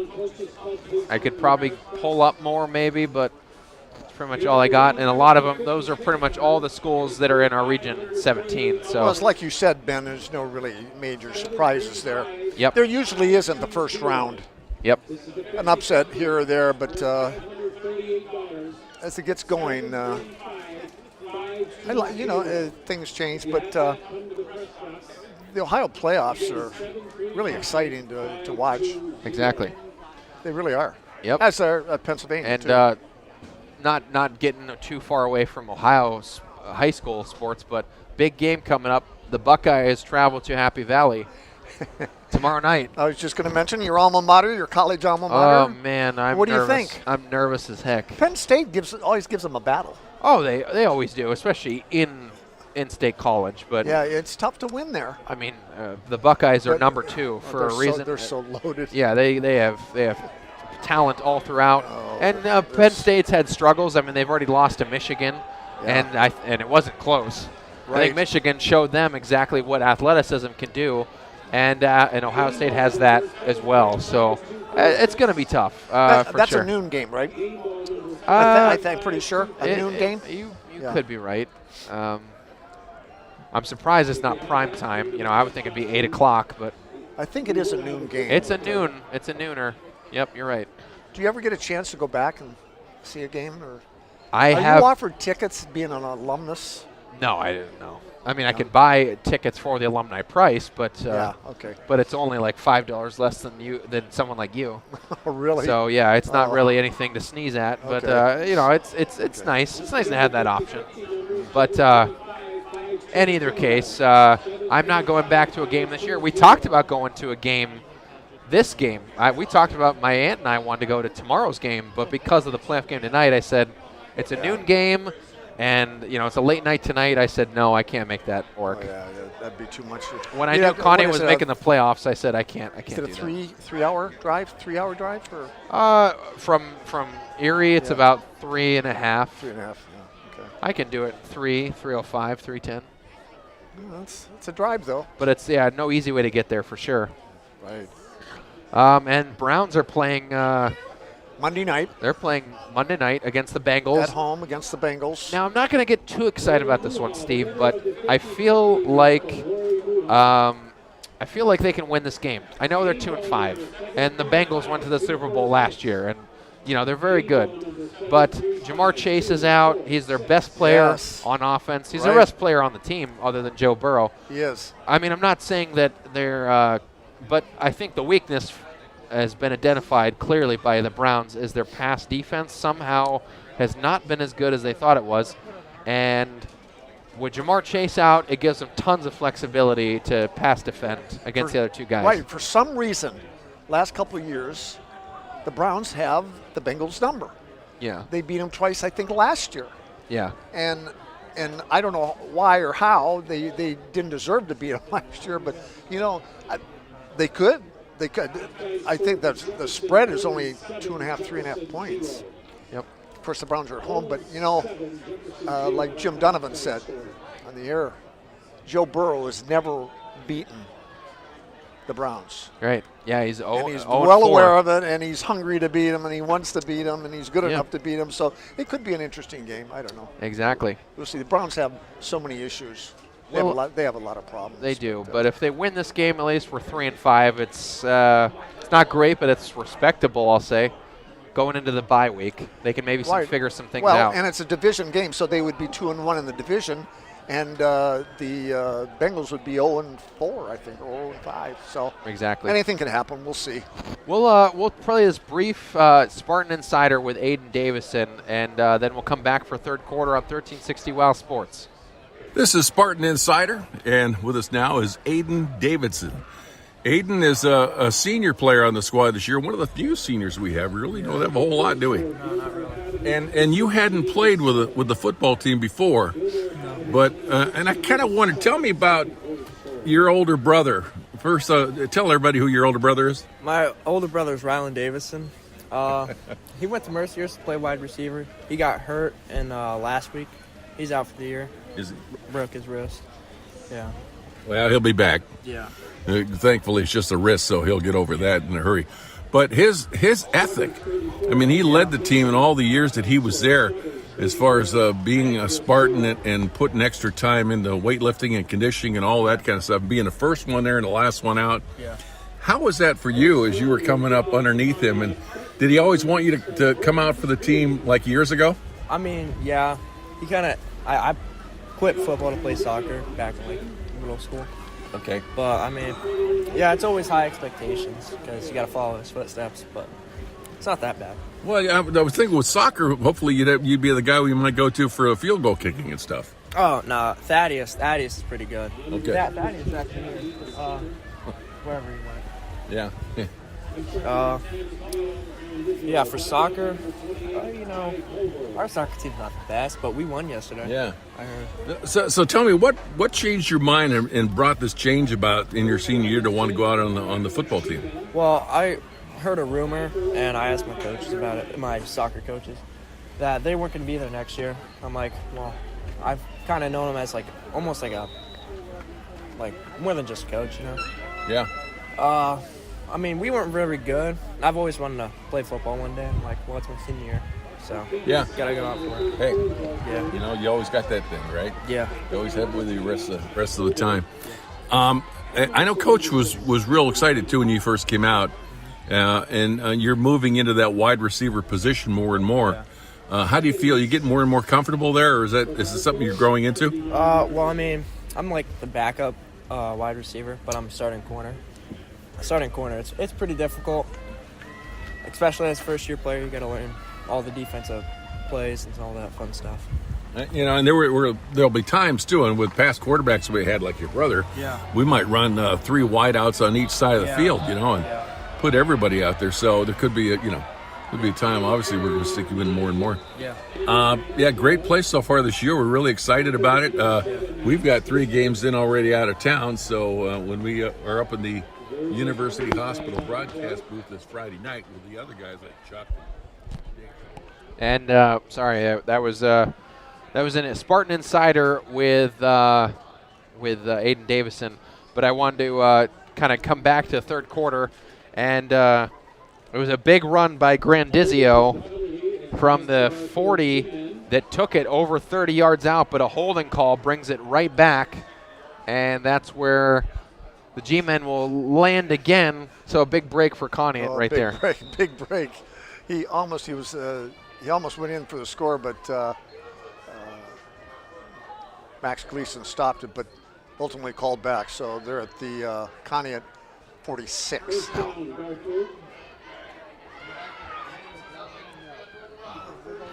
And a big-time run by Sell over to the far side, but then a flag comes in way late. Is that a flag, I think? Yeah, it was a pass to Sell, but I think it could be a face mask, maybe? Okay, so it's going to be defensive, huh? No, offsetting? I have no idea what that referee's signal was. I've never seen that signal. I think he was trying to say offsetting penalties, but then they're coming back again, so it's not offsetting. It's on Garfield again. Yeah. So it's back at midfield. I have no idea what that signal was. Okay, so as we're starting to kind of get momentum back in the second half, ball's at the 50. Garfield has the ball. They've gotten 2 penalties so far. We're not sure what that second one was. The first one was a holding.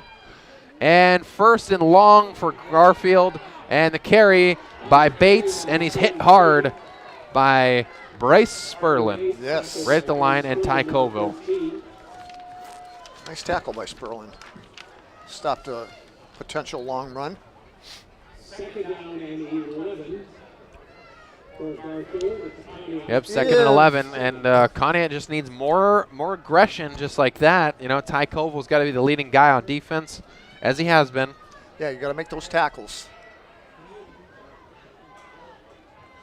And 28 with the carry, cutting upfield, and Ty Colville tries to get him, but doesn't quite grab him. Jesse Grace again. Grace gets the first down. Looking real grim there, but Grace somehow pulls it off, as Garfield's done all night. First down and more. They just make miracle plays happen, it seems like, Steve, where they pull something out of nothing and get another first down just with ease. They just keep on coming. First down and 10, Garfield G-men. If you've just joined us, we just started the second half here. Spartans down 34-14. Garrettsville G-men with the ball at the Spartan 30. Yep. And keeper by Geddes up the middle.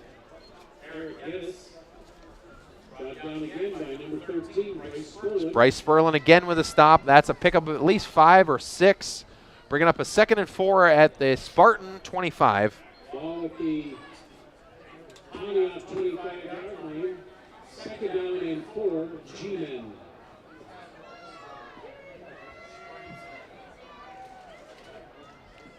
Second and 4 from the 25 for the G-men. To Grandizio. And Grandizio with the keeper. And he gets down to about the 10. Another first down for the G-men, and they just keep rolling, Ben. yeah, Grandizio now getting more action. And I think it's Zach Rice taking a kneel because he's a bit injured. Yes, I'm not sure what is wrong with Zach. He's on one knee. Is he holding his wrist? Yeah. He can't. Yeah, I think he was holding his arm, but His left arm. seems okay, but he's getting it checked out just to be sure. Why not, right?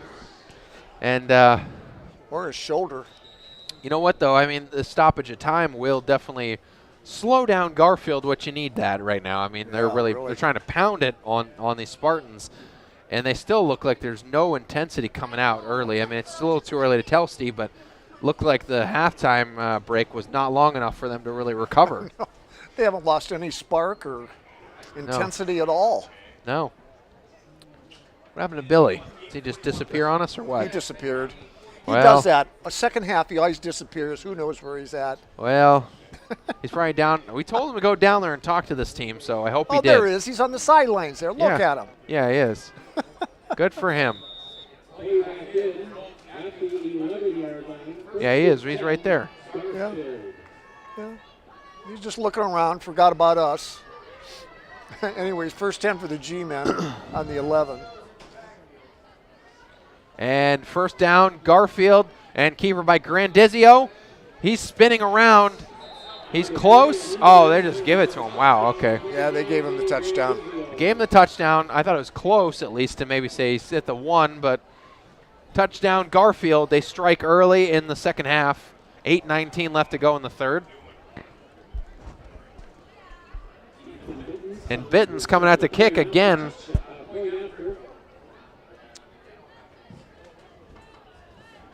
This one seems like it's this is a totally different animal for Conneaut so far. Bitten's with the kick, and it's up and good. Making it 41 G-men and 14 Conneaut. Conneaut has not scored since the first quarter, Steve. What do we do now? Yeah, I was just thinking about that, Ben. They haven't scored since the first quarter. Yeah, I mean, we had two good plays, but through the air. You got to credit the defense of the Garfield G-men, Garrettsville Garfield G-men. You really got to credit their defense. They just settled down and adjusted to the play calls, and they've dominated the game ever since. Well, and think about it, too. The two big plays that we scored with were through the air. We really haven't gotten a lot on the ground tonight. I mean, we got a little bit more in the first quarter than we have the rest of the game, but since then, like you said, they've completely knuckled down on us. And we haven't passed the ball as well since, really, either. We got to get back to that. It's not so much the Conneaut's playing that bad. It's just that Garrettsville is just dominant on both sides of the ball. They're locked in now. Offense and defense, they're quicker, they're faster, and they're more aggressive now. They're wearing Conneaut down. You can see they're tired. For sure. There. Yep. And their defense is out there all the time. Yep. I think we gotta go back to the pass, like that gave us that lead, that comfortable lead in the first quarter, though. And a line drive kick picked up by. Oh, and a nice return up to the 40-yard line by Ty Colville. Ty Colville. Nice run, Ty Colville. See, we love to see Ty Colville run the ball. You know, we never get him. We never get that anymore. He's known for his defense, which he should be, but he's a good offensive player too. He's a good runner. Yeah, he has gotten very few carries all year because we've not needed him with Zach and Wyatt, you know, really running the ball as well as they have. So, and Zach is back out there. Zach Rice. He was hurt for a little bit there. We weren't sure what was wrong with him, but he is back out there and looks good. Yep. And on first down, the handoff to Zach Rice. He's slipping towards the inside sideline, And he's out of bounds. Gets close to first down on the first run. Nice run. Smartly ran out of bounds. I think he's got it, or it's very close. Very close. 9.5. And they give it to him. Conneaut Spartans first down, moving the chains. Okay. That one brought to you by Conneaut Savings Bank. Stop and ask about online and mobile banking. It can make banking transactions fast and easy. CSB in Conneaut and in Austinburg. And as well, Conneaut Medical Center, celebrating 100 years of advancing the science of health and the art of compassion.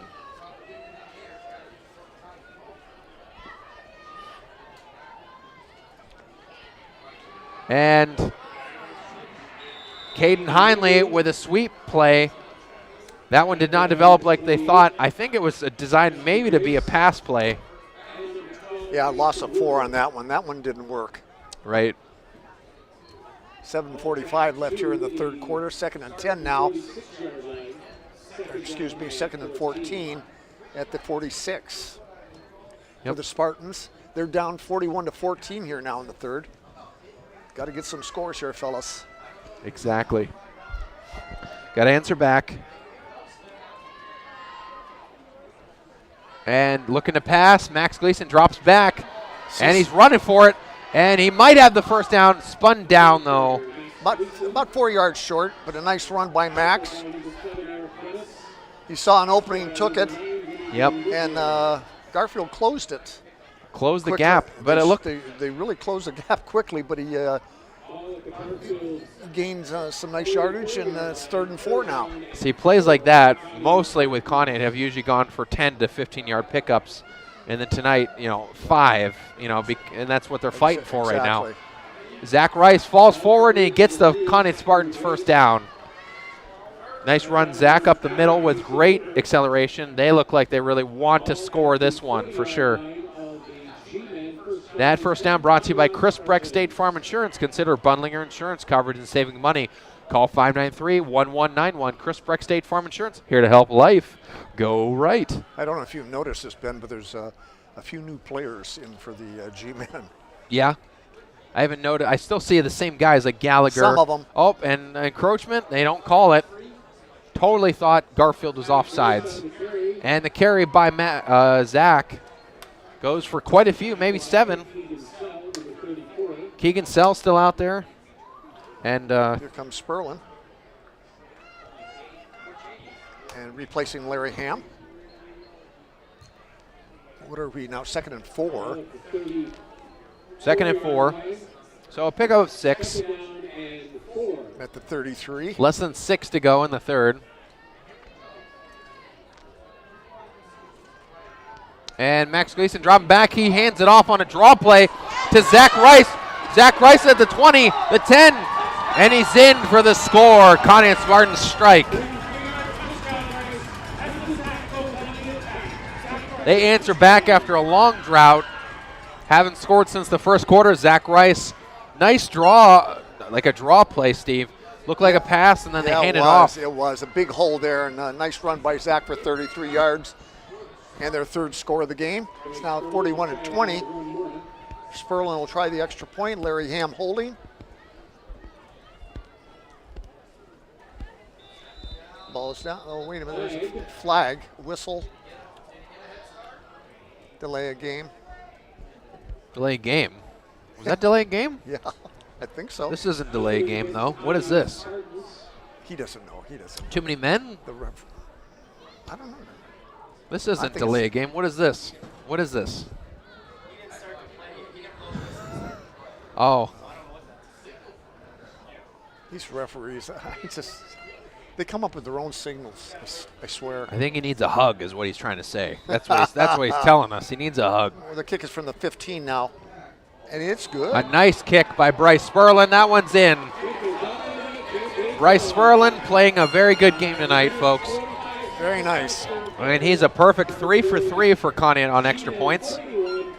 Making it Garfield 41, Conneaut 21. They get back into it, making it a 20-point gap. And a quarter and a half to go, approximately. Yeah, 5:45 left here in the third, so that helped. their defense needs to crack down. They got to stop that. They just can't stop that run. Yep. They're so difficult to contain. They're going to have to slow down Sell and Bates and Grandizio, just whatever they can do. They're so quick. That Conneaut Spartans touchdown, though, brought to you by Gertie's Pharmacy, now in the 3rd generation, helping local families with all their health questions, concerns, and medicines. Shop Gertie's Pharmacy on Main Street today, or this weekend, or next week, or whenever you may need services and questions. Their friendly staff is always open for any questions, any concerns you have about things that you may be looking at or what we need to take for something. So I wonder if this is going to be an onside kick, just the way they're lined up. Maybe. I don't know. Maybe they're closing in. Watch it. See, G-Men's closing in. Yeah, they sent something too. Well, yeah, it was. And it rolls out of bounds. Just a strong kick. A little bit too strong, and it went off. He's holding his hand. Is that Larry Ham? Yeah, it's Larry Ham. He's got a grip on his hand. I'm not sure who got hurt on that play and how.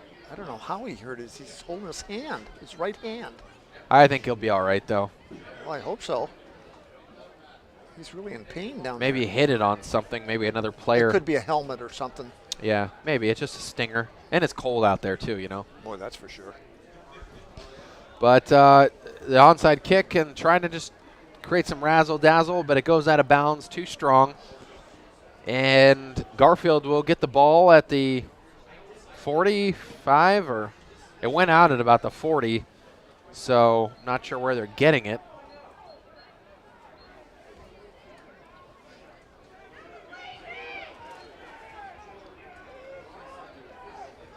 Guess they're getting it at the 48.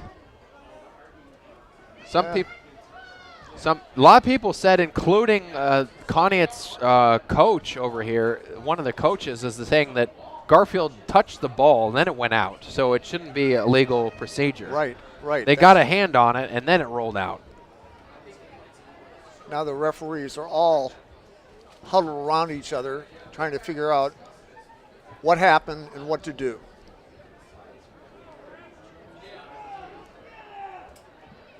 They are totally unsure on this one. They sure are. They are confused and look like it. Definitely talking a little bit. Unbelievable, these refs, I tell you.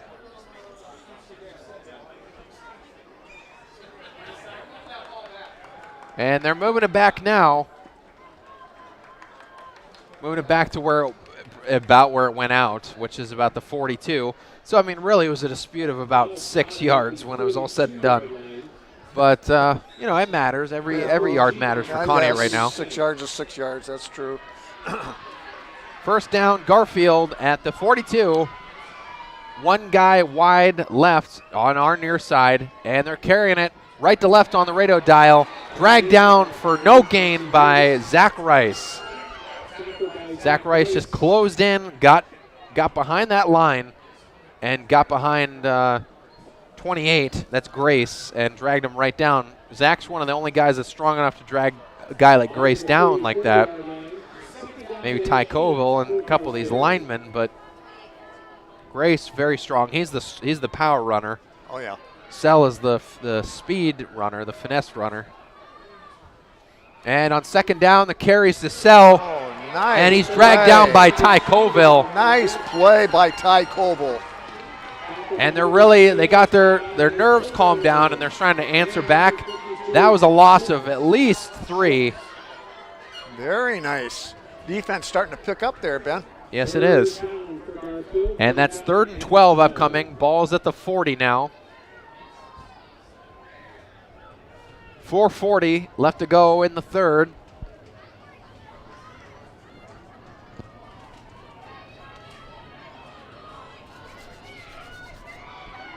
Got to make a nice stop here on 3rd down for sure. 3rd and 12.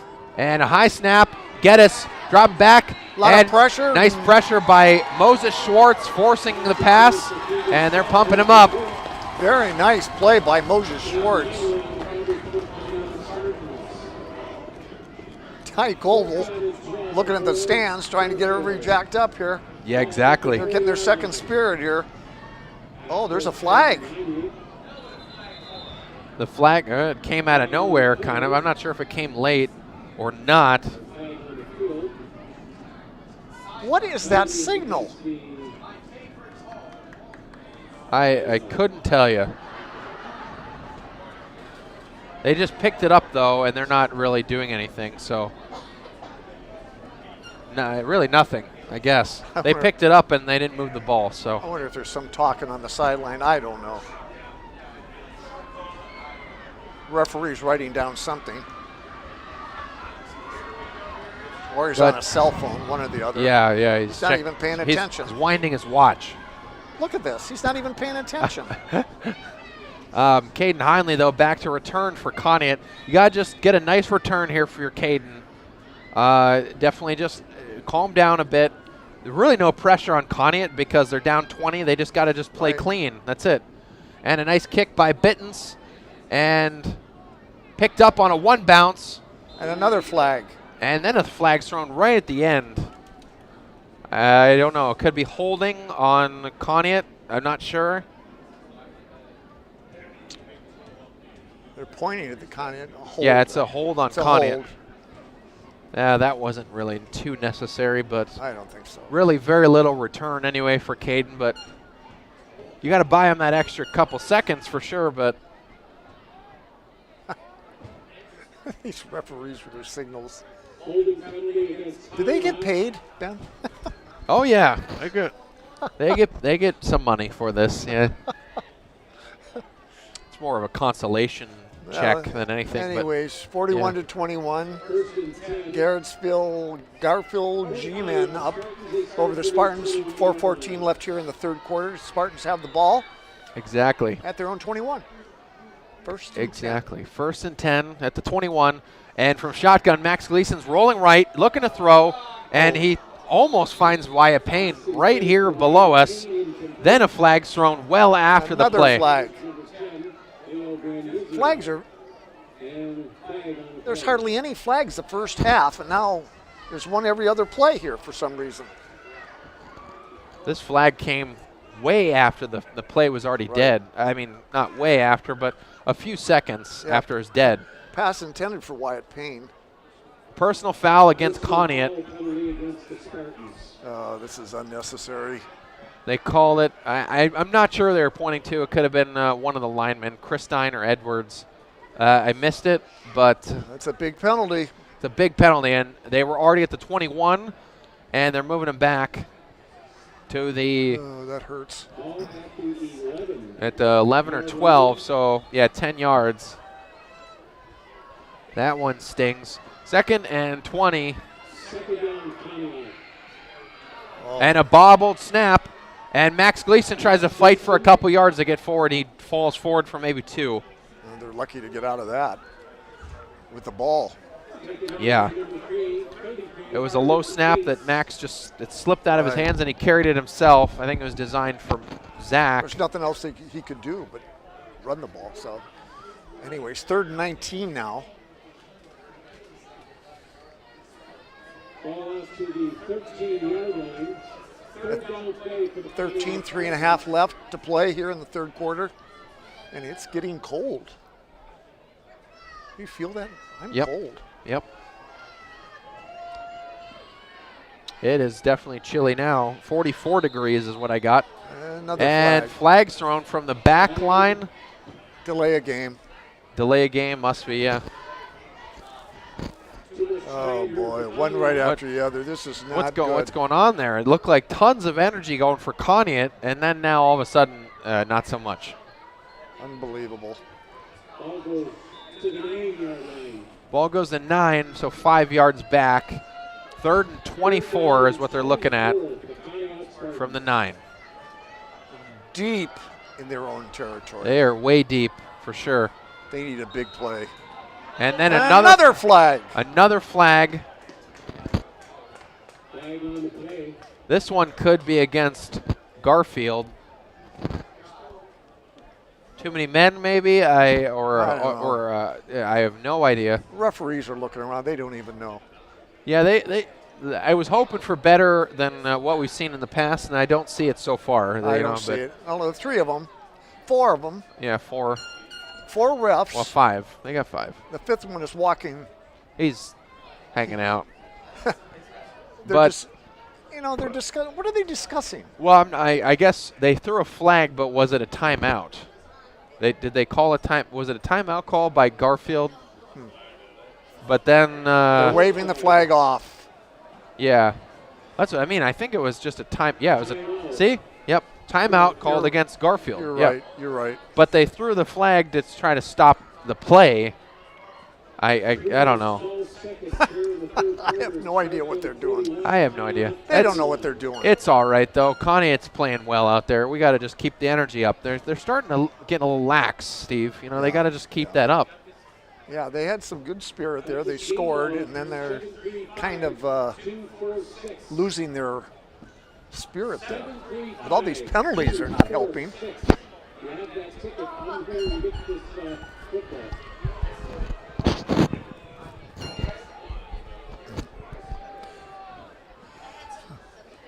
What is it, 3rd and 21? Yep. From the 9. From the 9. Yep. Conneaut has the ball. They got to make something here. Max from shotgun. Zach Rice on his right hip. He's looking to throw. He moves out. He's looking to throw again. He's rolling outside. He's being chased. He's keeping it himself. And he gets to 25, so he's well back. It was a pickup of over 10. And there's not a flag. No flag on the play. Excellent. Unbelievable. Max, with great running ability, just got up to about the 26, and over a 15-yard pickup. But so 4th and 5. 4th and 5.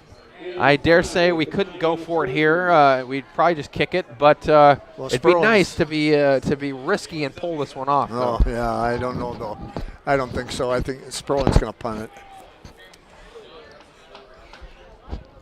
He better punt it. Exactly. We better punt this one. And good. And a nice kick by Bryce Sperlin on 4th down, but picked up at the 45 by number 10. And I think he stepped out, but he didn't. He's still up. And he's still up. Leo Grandizio. And running to the far side. He's going all the way. And he runs. There's another flag. And he runs all the way in, but I think there's at least 1 or 2 holding calls, so it doesn't really matter. Unbelievable. Well, Leo Grandizio with a heck of a run for a score, but they didn't give him the touchdown yet. There is a flag on the play.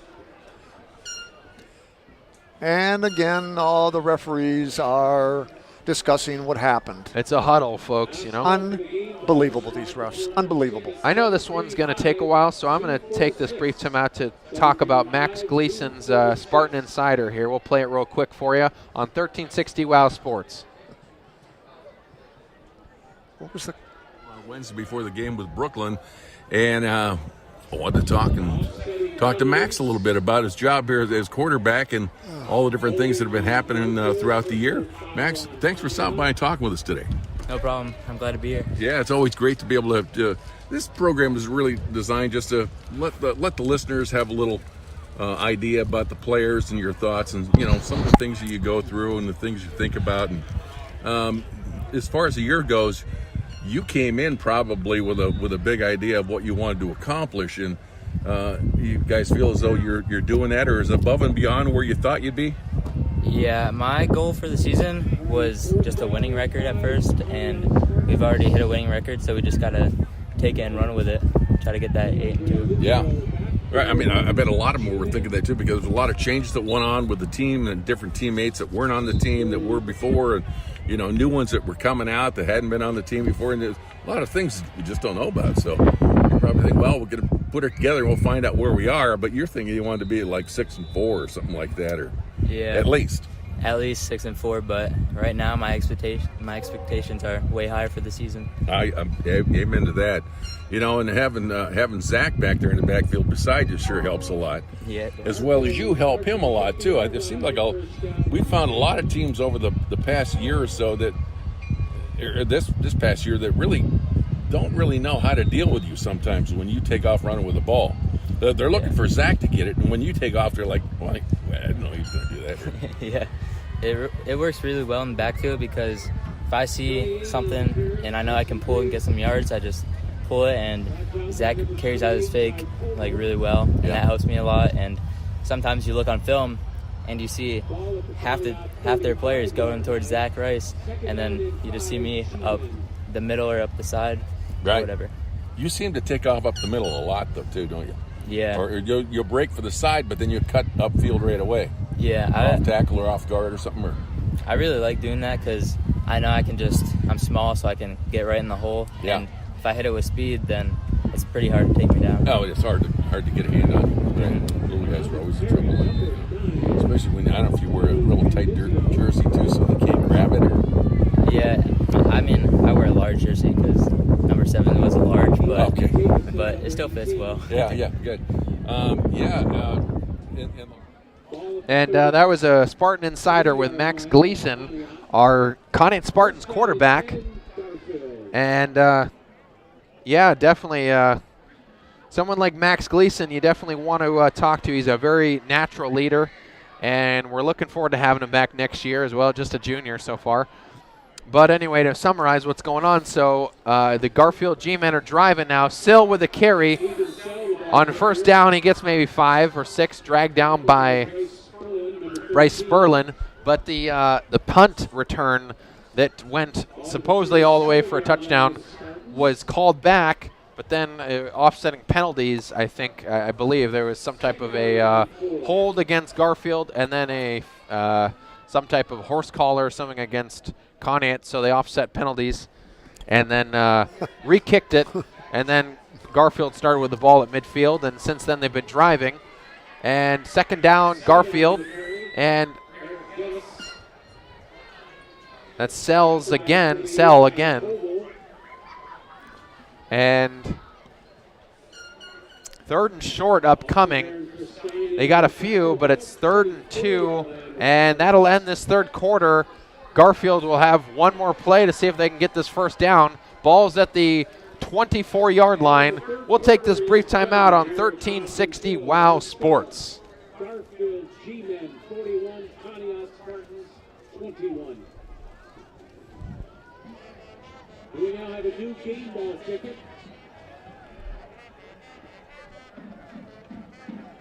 735912.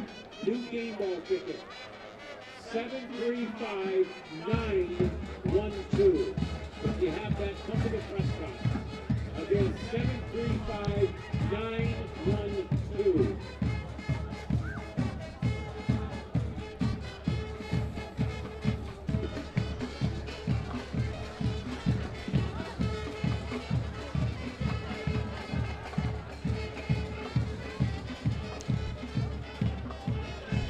Boom, boom, boom, boom, boom, boom, boom, boom. Right?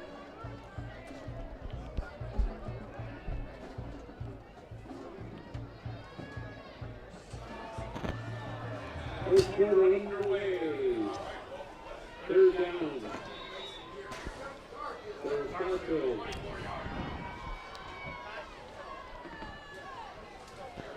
And a run play. That's to Bates over on the far side. And it's close. On third down, may not have gotten it. Wow. Nice stop by closing tackle by Ty Koval. Again. On third down and 2, and they get maybe 1.5. So it's 4th and a few inches. The question is, Garfield will go for it or not. I don't see why they have necessarily a lot of risk to go for it, especially 4th and inches. But the ball's at the 23, so they're measuring it. They got the chain out. And it looks like he's short. Nope. Okay, he's got it.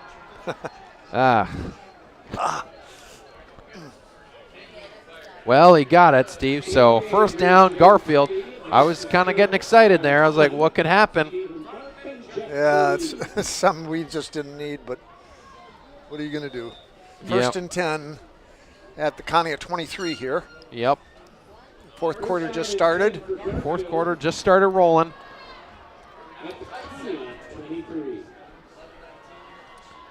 First down, fresh set of downs for Garfield, and direct snap and carry. Sell keeps it himself, followed by his blockers, Grace and a couple other these offensive linemen. 65 being another thorn in Conneaut's side again tonight as well, too. 65. Jonathan Wisdom, yeah. Okay. Yeah, really playing that right tackle position. Right. Playing follow the leader, definitely with this good offensive front. And Conneaut, great pressure, but doesn't quite collapse in like they needed to. And Grandizio pushes forward behind his line for a few yards, and another first down. Ball's at the 10 or 11. Yeah, first and 10. They're in the red zone. They're striking. They're in striking distance again. And Garfield, who had a quiet third quarter, they can strike yet again.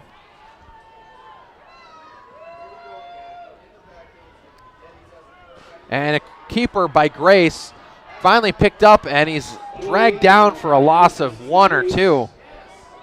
Hit the line and then was dragged right back. Yeah, once too many times. Yeah. Trying that side of the line, yeah. Oh, there was a bunch of Conneaut Spartans in on that one. Darren Christine, Ty Koval, Moses Schwartz really just barricaded that line and stopped him from getting it. They got a yard. I think they gained a yard. Oh, well, okay. They say it's 2nd and 9. Yeah, so maybe a half a yard, but if that. So, and this one's a keeper by Geddes, and he's bouncing out to the far side, and a flag called. What's crazy for the referees is it's a face mask. Yeah, they have to. Oh, okay. Yeah, that's what's crazy is that they still have to call the play and then assess the penalty. It's a face mask against Conneaut, declined. Okay. Touchdown. I didn't. What face mask? They didn't even really get a hold of him. Really?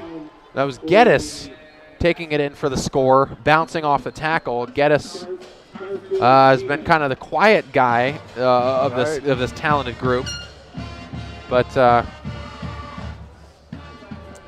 he plays up on the line a lot too. So that's kind of crazy that these guys on the line also are strong enough, but also speedy enough to play back and play quarterback. Very impressed with this team. Very impressed. Yeah, for sure. They have the makings of a great team that can go far in the playoffs, so. I'll be keeping an eye on them. So, anyways.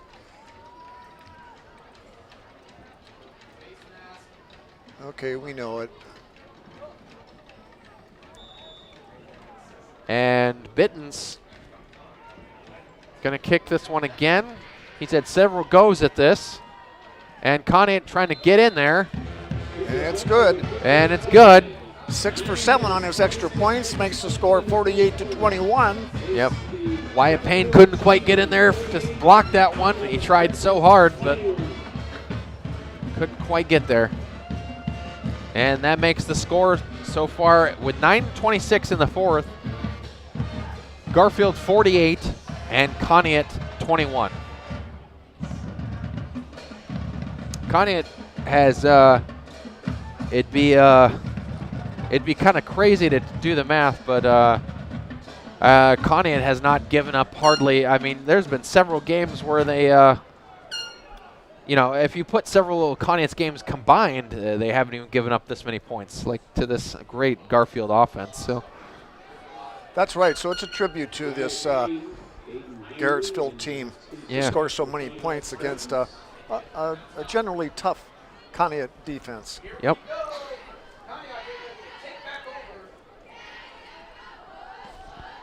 Yep, and at home against Conneaut, too. And Garfield, you know, they're going to go on the road again. They're not going to have another home game for sure, being the number 9 seed. Right.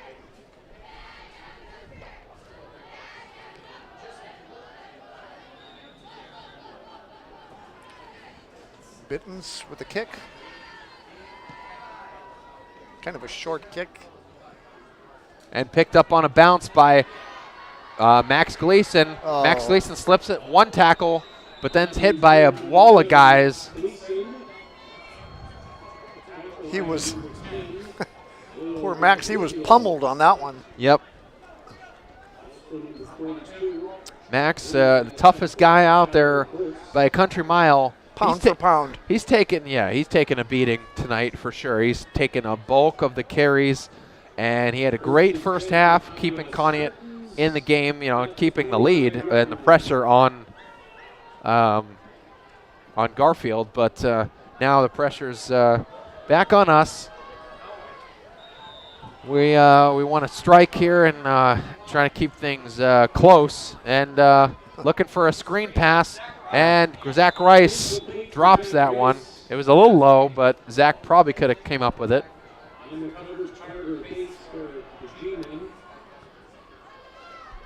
Second down and 10 upcoming. Zach Rice usually doesn't drop many of those, but definitely I think heard that guy coming, sneaking up on him. That was in coverage. That's number 8. We haven't called his name in a while. Christian Gallagher. Yes. Was closing in on him. Played really good corner tonight against us. And the sweep to Caden Heinley. He bobbled it, but he did come up with it. But he lost quite a few, just not developing enough and getting back upfield. He lost maybe 4 or 5.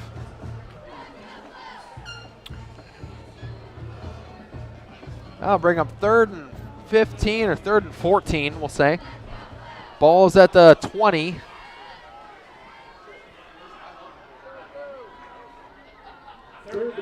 Let's go, Spartans. Yep, here we go, right? 3rd and 14. Max looking to throw. He's going to heave it out. And I think he was interfered with, and no flag in the play.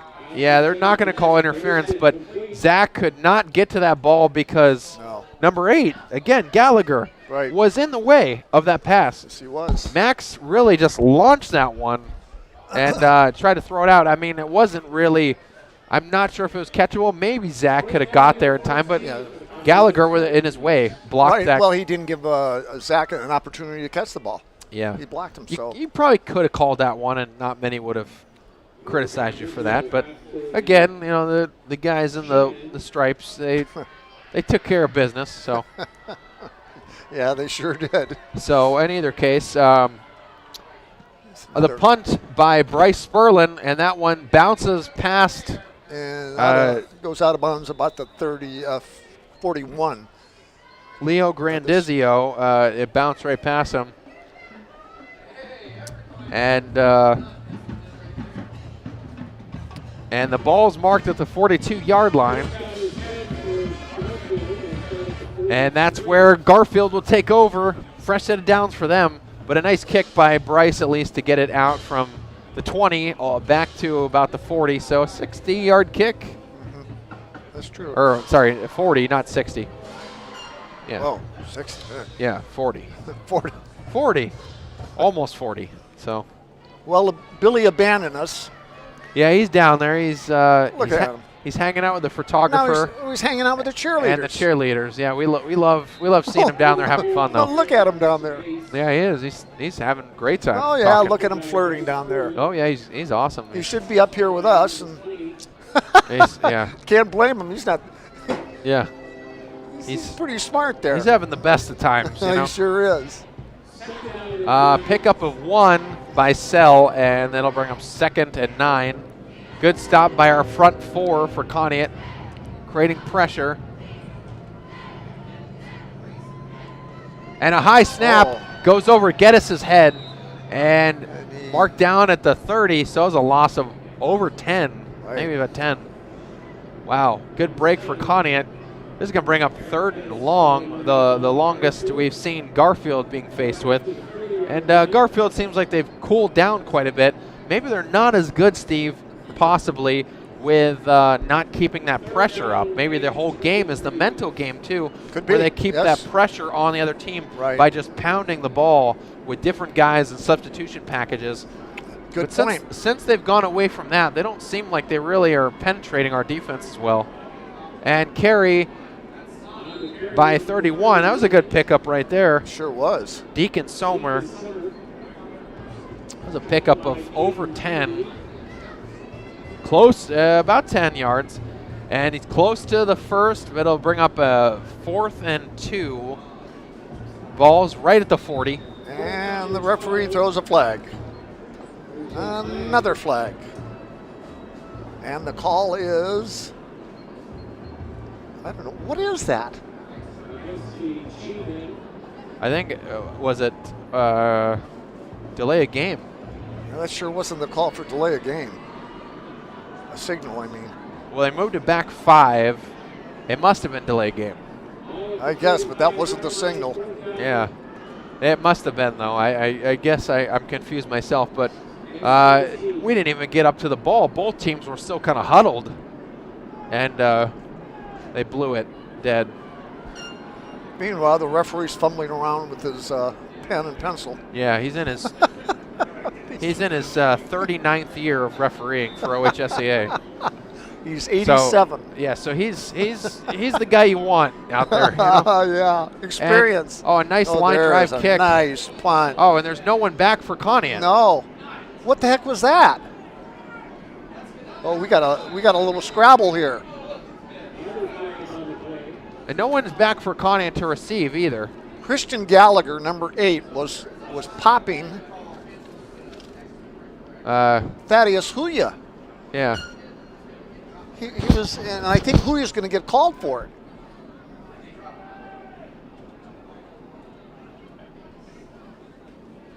I can't tell if it's Huya or Aiden Davison. I think it's Aiden Davison, actually. Well, number 10, isn't it? No, I can't. I can barely. I thought it was number 10. I can barely see if it's an 8. It looks like an 18. It's an 18. So that's Aiden Davison. Okay. It looked like 10. These numbers are just, you're right. I think it is Aiden Davidson. Yeah. And the referees are huddling again. I mean, well, you got to call something there because, yeah, definitely. It was between Gallagher and Davison. Personal foul. Yeah, against Conneaut. Against Conneaut. Personal foul against Garrettsville, offsetting. Yeah, offsetting. Well, that's fine. I agree with that. I mean, it'd be hard to pin it on one guy. He didn't pick his flag up. Yeah, he forgot. Well, we're good. But Conneaut, though, didn't even get anybody back to receive the kick and return the kick. So that's a shame. No one was back Caden, or no one was ready to pick that one up. So ball's way deep in Conneaut's territory. The ball's at the Conneaut 14. A great kick as well, too, by Bittens. And roll, yeah. And it was a wonderful roll. It rolled 15, 20 yards. Wow. That was crazy. Crazy play. So, yeah, ball's at the 13. This is tough for Conneaut here. 6:26 left to go in the game. 2 wide left, 2 wide right. And the handoff to Zach Rice. Zach Rice got a little seam. He falls forward past the 20-yard line. Good run by the Zacher.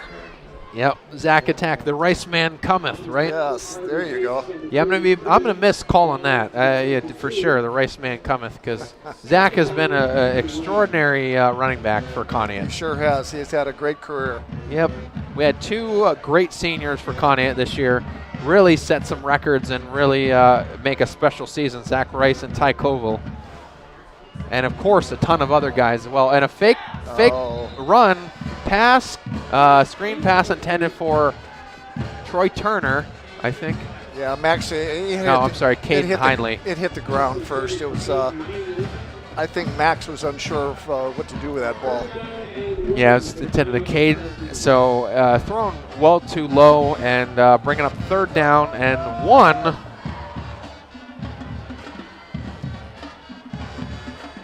Ball's at the 21.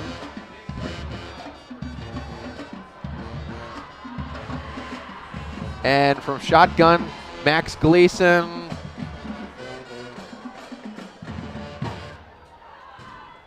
He's looking to throw, zips it over the middle, Nice and play. he finds Larry Ham on a slant pattern. Nice pass, nice catch by Larry. Larry Ham, good to see that the hands are healthy. Remember, he got that stinger, I think. That's right, on his on hand, the kick yeah. return. So it looks like he's okay now. Clock still running, 5.5 minutes left to go in this game, but a nice pickup of 10. That's a first down, Conneaut. That one brought to you by Chris Breck State Farm Insurance. Here to help life go right. Call 593-1191. Call Chris Brecht as soon as you can. Boy, there's a name for you. Made that tackle. Cade Rock. How's Cade that Rock. for a name? Cade Rock. Cade There's Rock, number 2. We haven't really called him much at all. I think he just got in. Yep, he's in for Gallagher. Gallagher's out. Right. Maybe because of the roughing. Could be. You know. Could be. And a wobbler thrown for Larry. I'm not sure. Yeah, intended for Larry Ham, but Max just kind of flung it up there, and if Cade Rock was looking, he could have picked it off. Yeah. Cade Rock, yeah, I mean, that was a wobbler anyway. I think Max really just didn't throw a good ball there. I'm not sure what the plan was. Larry looked like he was confused that that ball even came to him. Yeah, he wasn't looking for it at all. That's what you're right. It did look like that. Yeah. Didn't look like it was intended to go to him. Surprised. Yeah. 3rd and 5 now. 3rd and 5, Conneaut. Ball's at the 40. And a quick little dump off to Zach Rice. Zach Rice falls out of bounds. Look out. Oh, look out. And a flag's thrown because I think that was a hard collision. And late hit? Yep. I think, was that Sell or I think it was Sell with the tackle or Somer. Somebody got hit down there on the, I don't know. Yeah, it was a girl. Yeah, definitely. It was right by the bench. I think maybe one of the team manager staff or trainers. She got hit in the back. Fortunately, it wasn't right in the face, I think. But, man, it was hard. I mean, Zach fell into her, but, I mean, the tackle right on the sideline by Sell. And, yeah, that's going to be, yep, unsportsmanlike conduct against Garfield, and that's moving it up. You know, it's getting pretty chippy out there, Ben. Well, that's what happens when the referees don't take control. Exactly. You know, that's what happens at the 35-yard line. Now, that's a good pickup for Conneaut. They had the first down. It was past midfield, but now they're in business at the 35. I hope she's okay. Exactly. She really took a hit. Yeah, I took a hit. I know it was to the back, not the front, but not sure. And a keeper by Max Gleason, and dragged down, gets past the 30, dragged down by 24 for the G-men. Brandon Bogucki. There you go. Yikes. Well, we're trying our best. So, and past the 30, so nice pickup for Max. That pickup of 7 or 8. So it's 2nd and 2 at the 27. A 3 wide right and 1 wide left. And Max is going to get sacked on that one.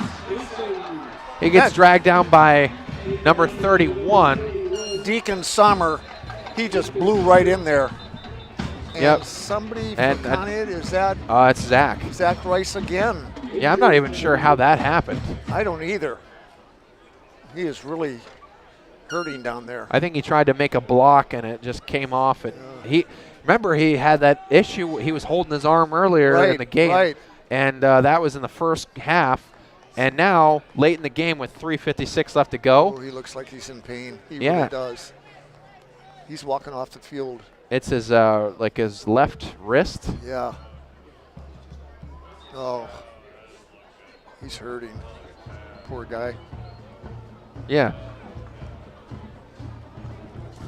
Well, you don't want that, and then that affects basketball too. So it sure does. So let's hope it's nothing super serious, but he is in considerable pain down there. Let's hope he's. That could be his last football play of his career too.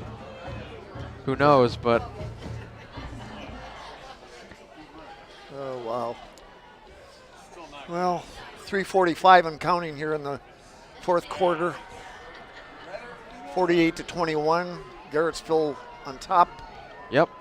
And Max looking to throw. He's going to heave it over the middle, and he's picked off.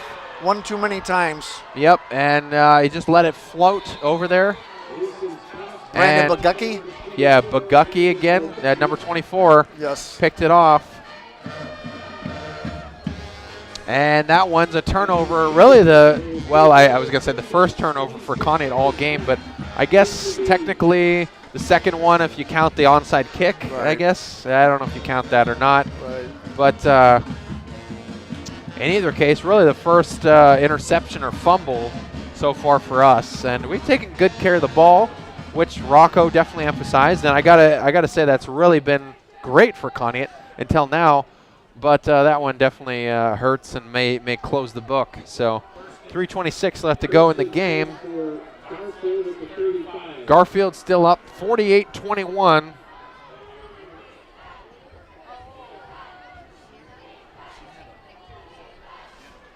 First and 10 from their own 35. Oh, and bad snap. Bad snap, and number 4 is in on for quarterback now. Number 4, Jack Niekirk. And he lost well over 5 on the bad hold. Oh, you can tell they're all new. Look at the uniforms. Yeah. They're all pure white. Yeah, exactly. These guys are clean. They haven't played a game out there. What's going on? No, this is the JVs. Yeah. Give them some time. Give them some play. They use Clorox bleach on their jerseys. That must be to get them that white, right? There's no dirt on them at all. Yeah. Well, they're getting some playoff time. Yeah, exactly. Getting the other guys out and then these guys in. They've been substituting guys all night anyway. They really have. Yeah, I couldn't say who's played and who hasn't.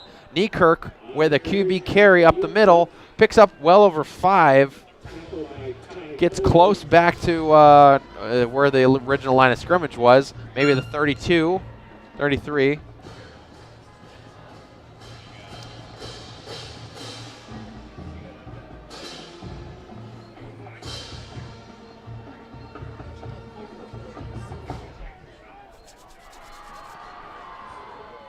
Third and long for Garfield. They're in a kind of like a tail offense when number 3 is going to keep this one. Number 3's got the first down. Look at that. Aiden Hill picks up a first down for Garfield and runs out of bounds, stopping the clock. And then another Conneaut Spartans now down, Caden Heinley.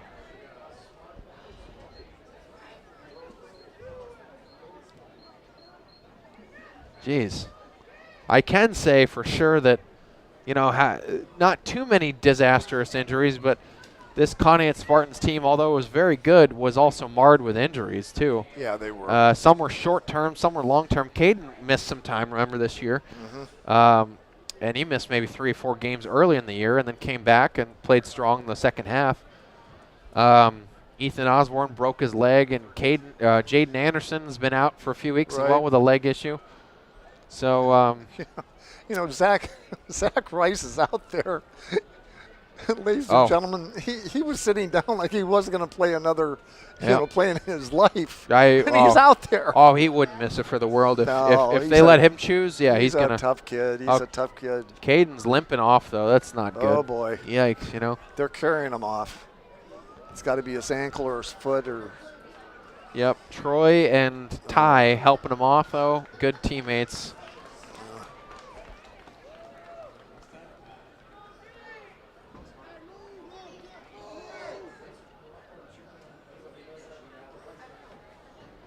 Oh, boy. And they run right out on the field to play. That was nice of them. Yeah, they're on defense, so they got to get back into position. Wow. You know, so. Oh, and a bad snap. Going back, and Conneaut almost slipped in there and got it, but I think Garfield lands on it. And another huge loss after they had first down. Wow, that one's moving way back. I think number 4 is Jack Niekirk, just can't hang on to it or something. Well, the snaps aren't the best either. Yeah, I think the center definitely needs to work out some things as well, too. But now it's back at the 38. after they were at the other side of midfield. Well, going down to about a minute left now here in this first playoff game at the Spark here, Jocelyn Field. Jack Niekirk keeping himself, and he's mobbed by a group of guys for Conneaut. Jason Stiles. Jason Stiles in on it. Definitely is the leading guy. A couple others, Scotty Edwards and Moses Schwartz. And just join us, too, as we got 30 seconds left. Join us after we take a break as well for the DQ player of the game. We got to come up with our final picks for the year. That'll be tough to, we'll come up with some. 25 seconds left now. I can't imagine what they're calling.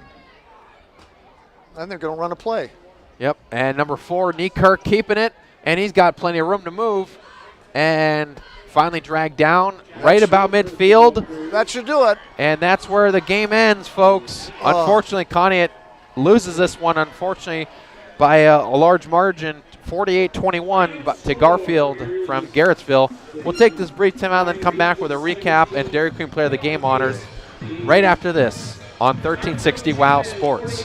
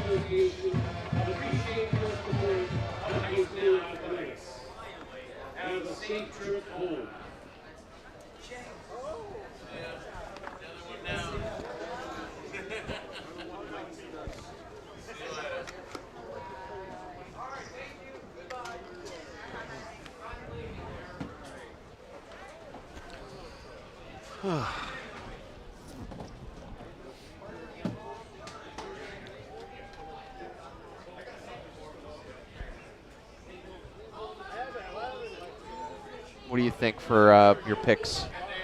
Got any nominees? You know, we gave it to quite a few different guys, so I mean, I could say we could just give it to anyone you want. So. Oh, gee, I don't know. Who was? We mixed it up quite a bit. We gave it to linemen, you know, wide receivers. Larry Ham had a couple hit. Larry Ham had the 2 biggest offensive plays, probably. Give it to Larry Ham. Larry had the catch for the touchdown, and then the flip, the lateral to Zach. You know. Give it to Larry Ham. Well, they're taking that girl to the. And I'll name a defensive one too. Okay. Actually, have I given it to Ty Colville? I don't know. If I was thinking of Ty Colville too. Have I not given it to Ty? I actually wonder if I have all year. So I feel like I have, but.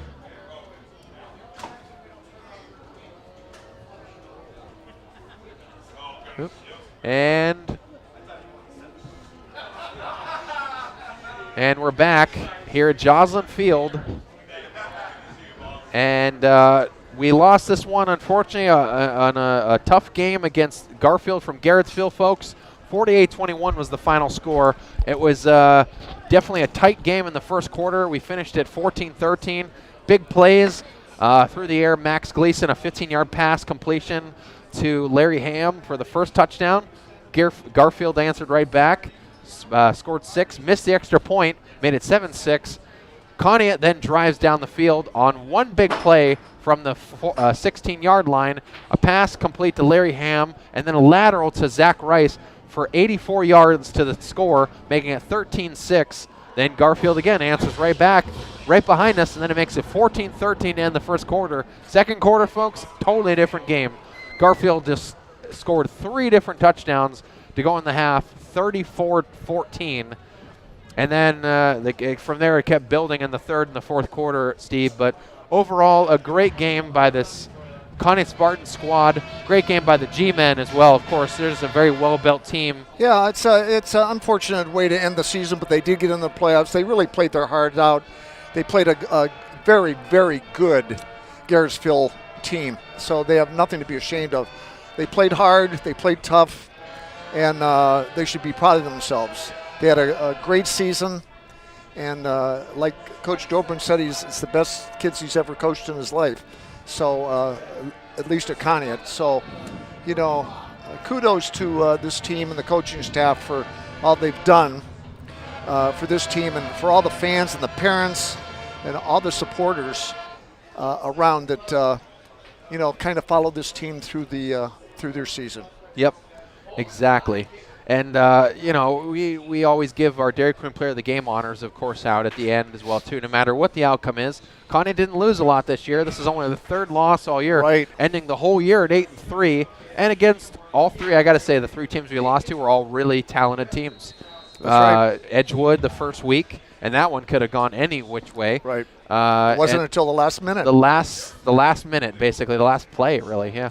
Oh. One of the last plays. And then Northeast, that was a tight one as well, too. They were a very good team, but we hung in there the whole time, and that was an away game as well. We played very well there. And then tonight against Garfield. We were home, but Garfield looked very comfortable. They were a little on edge in the first quarter, like I said, but they settled in, and they gave us quite a fight, and they were very talented. I think Keegan Sell's one of the best running backs we've seen all year. Lightning quick. Deacon Somer is a great running back / wide receiver. Yes. Very well. Eric Geddes and Vinny Grandizio play great. And his brother. Quarterback, Leo Grandizio.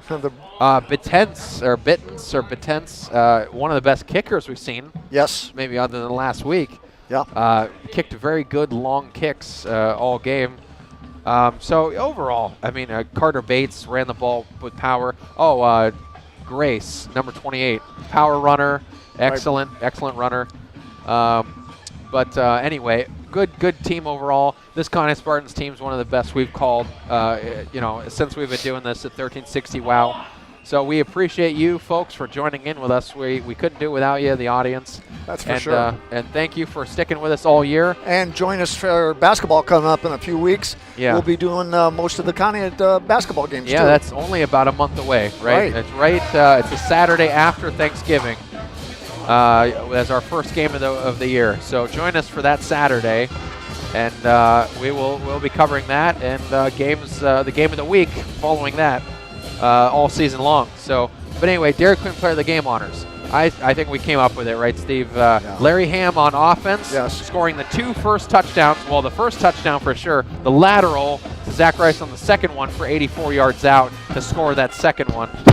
I'm sorry, 86 yards out. Right. And whatever it was. And the lateral to Zach Rice. Zach Rice did all the legwork, but Larry Ham set that one up with a nice catch and then lateral. So I'm going to give Larry Ham Offensive Player of the Game and DQ Defensive Player of the Game. Ty Colville, I feel like I have given it to Ty Colville, but it's been several weeks. Not to mention, Ty Colville had last week set the record for tackles for Conneaut overall, and we really didn't acknowledge that like we should have, so we want to give Ty his due and say that he's one of the best linebackers we've seen so far. Yeah, better than, you know, Mike Williams, Alex Sturgill. These guys were very good tacklers. You know, Ryland Davison, Seth Fedor were all good defensive players. And and Ty will be back next year.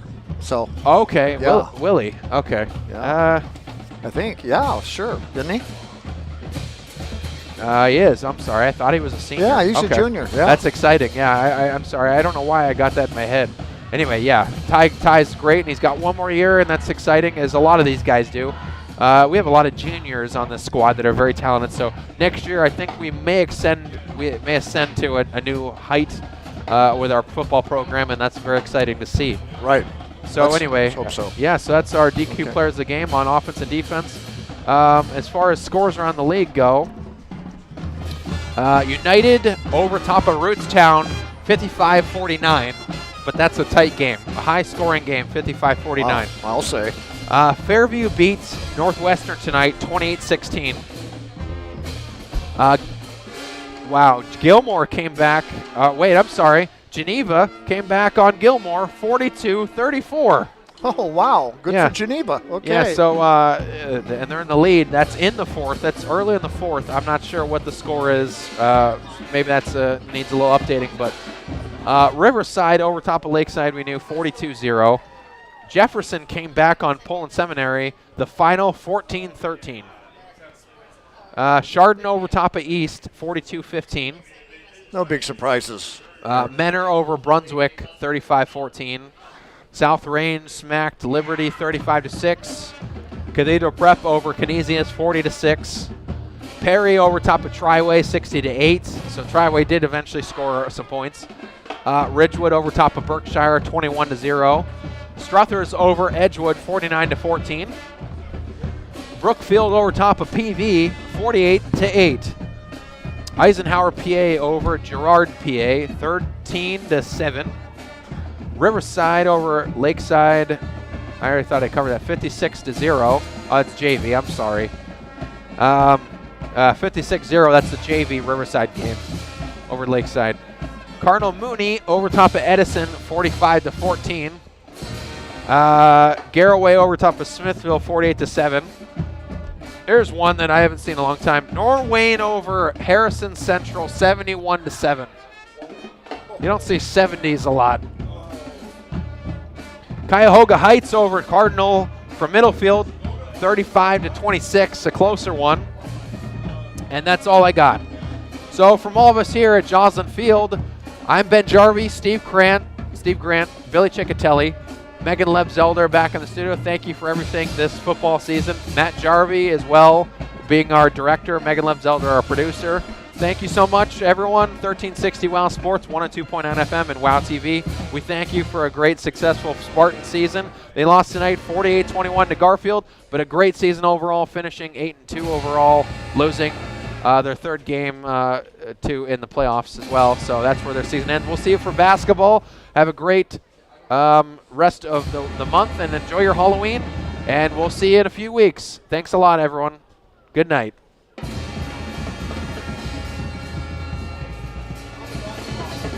Yeah. We'll see you, Ben. Keep in touch. And just one last announcement. Happy birthday, Maddie McKinley. Happy birthday, Maddie.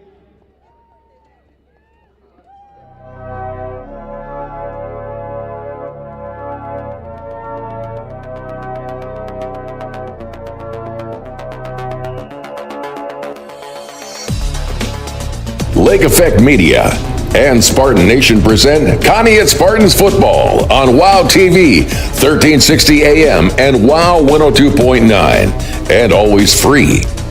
Brought to you by your great Spartan sponsors. Conneaut Dairy Queen. Enjoy lunch, dinner, or a cool treat soon at your Conneaut DQ. Chris Breck State Farm Insurance. Here to help life go right. Conneaut Savings Bank. Come grow with us in Conneaut and Austinburg. University Hospital Conneaut Medical Center. Advancing the science of health and the art of compassion. Conneaut Save-A-Lot Food Store. Not lower quality, just the lowest prices every day. And Gertis Pharmacy, family owned for over 60 years on Main Street, Conneaut.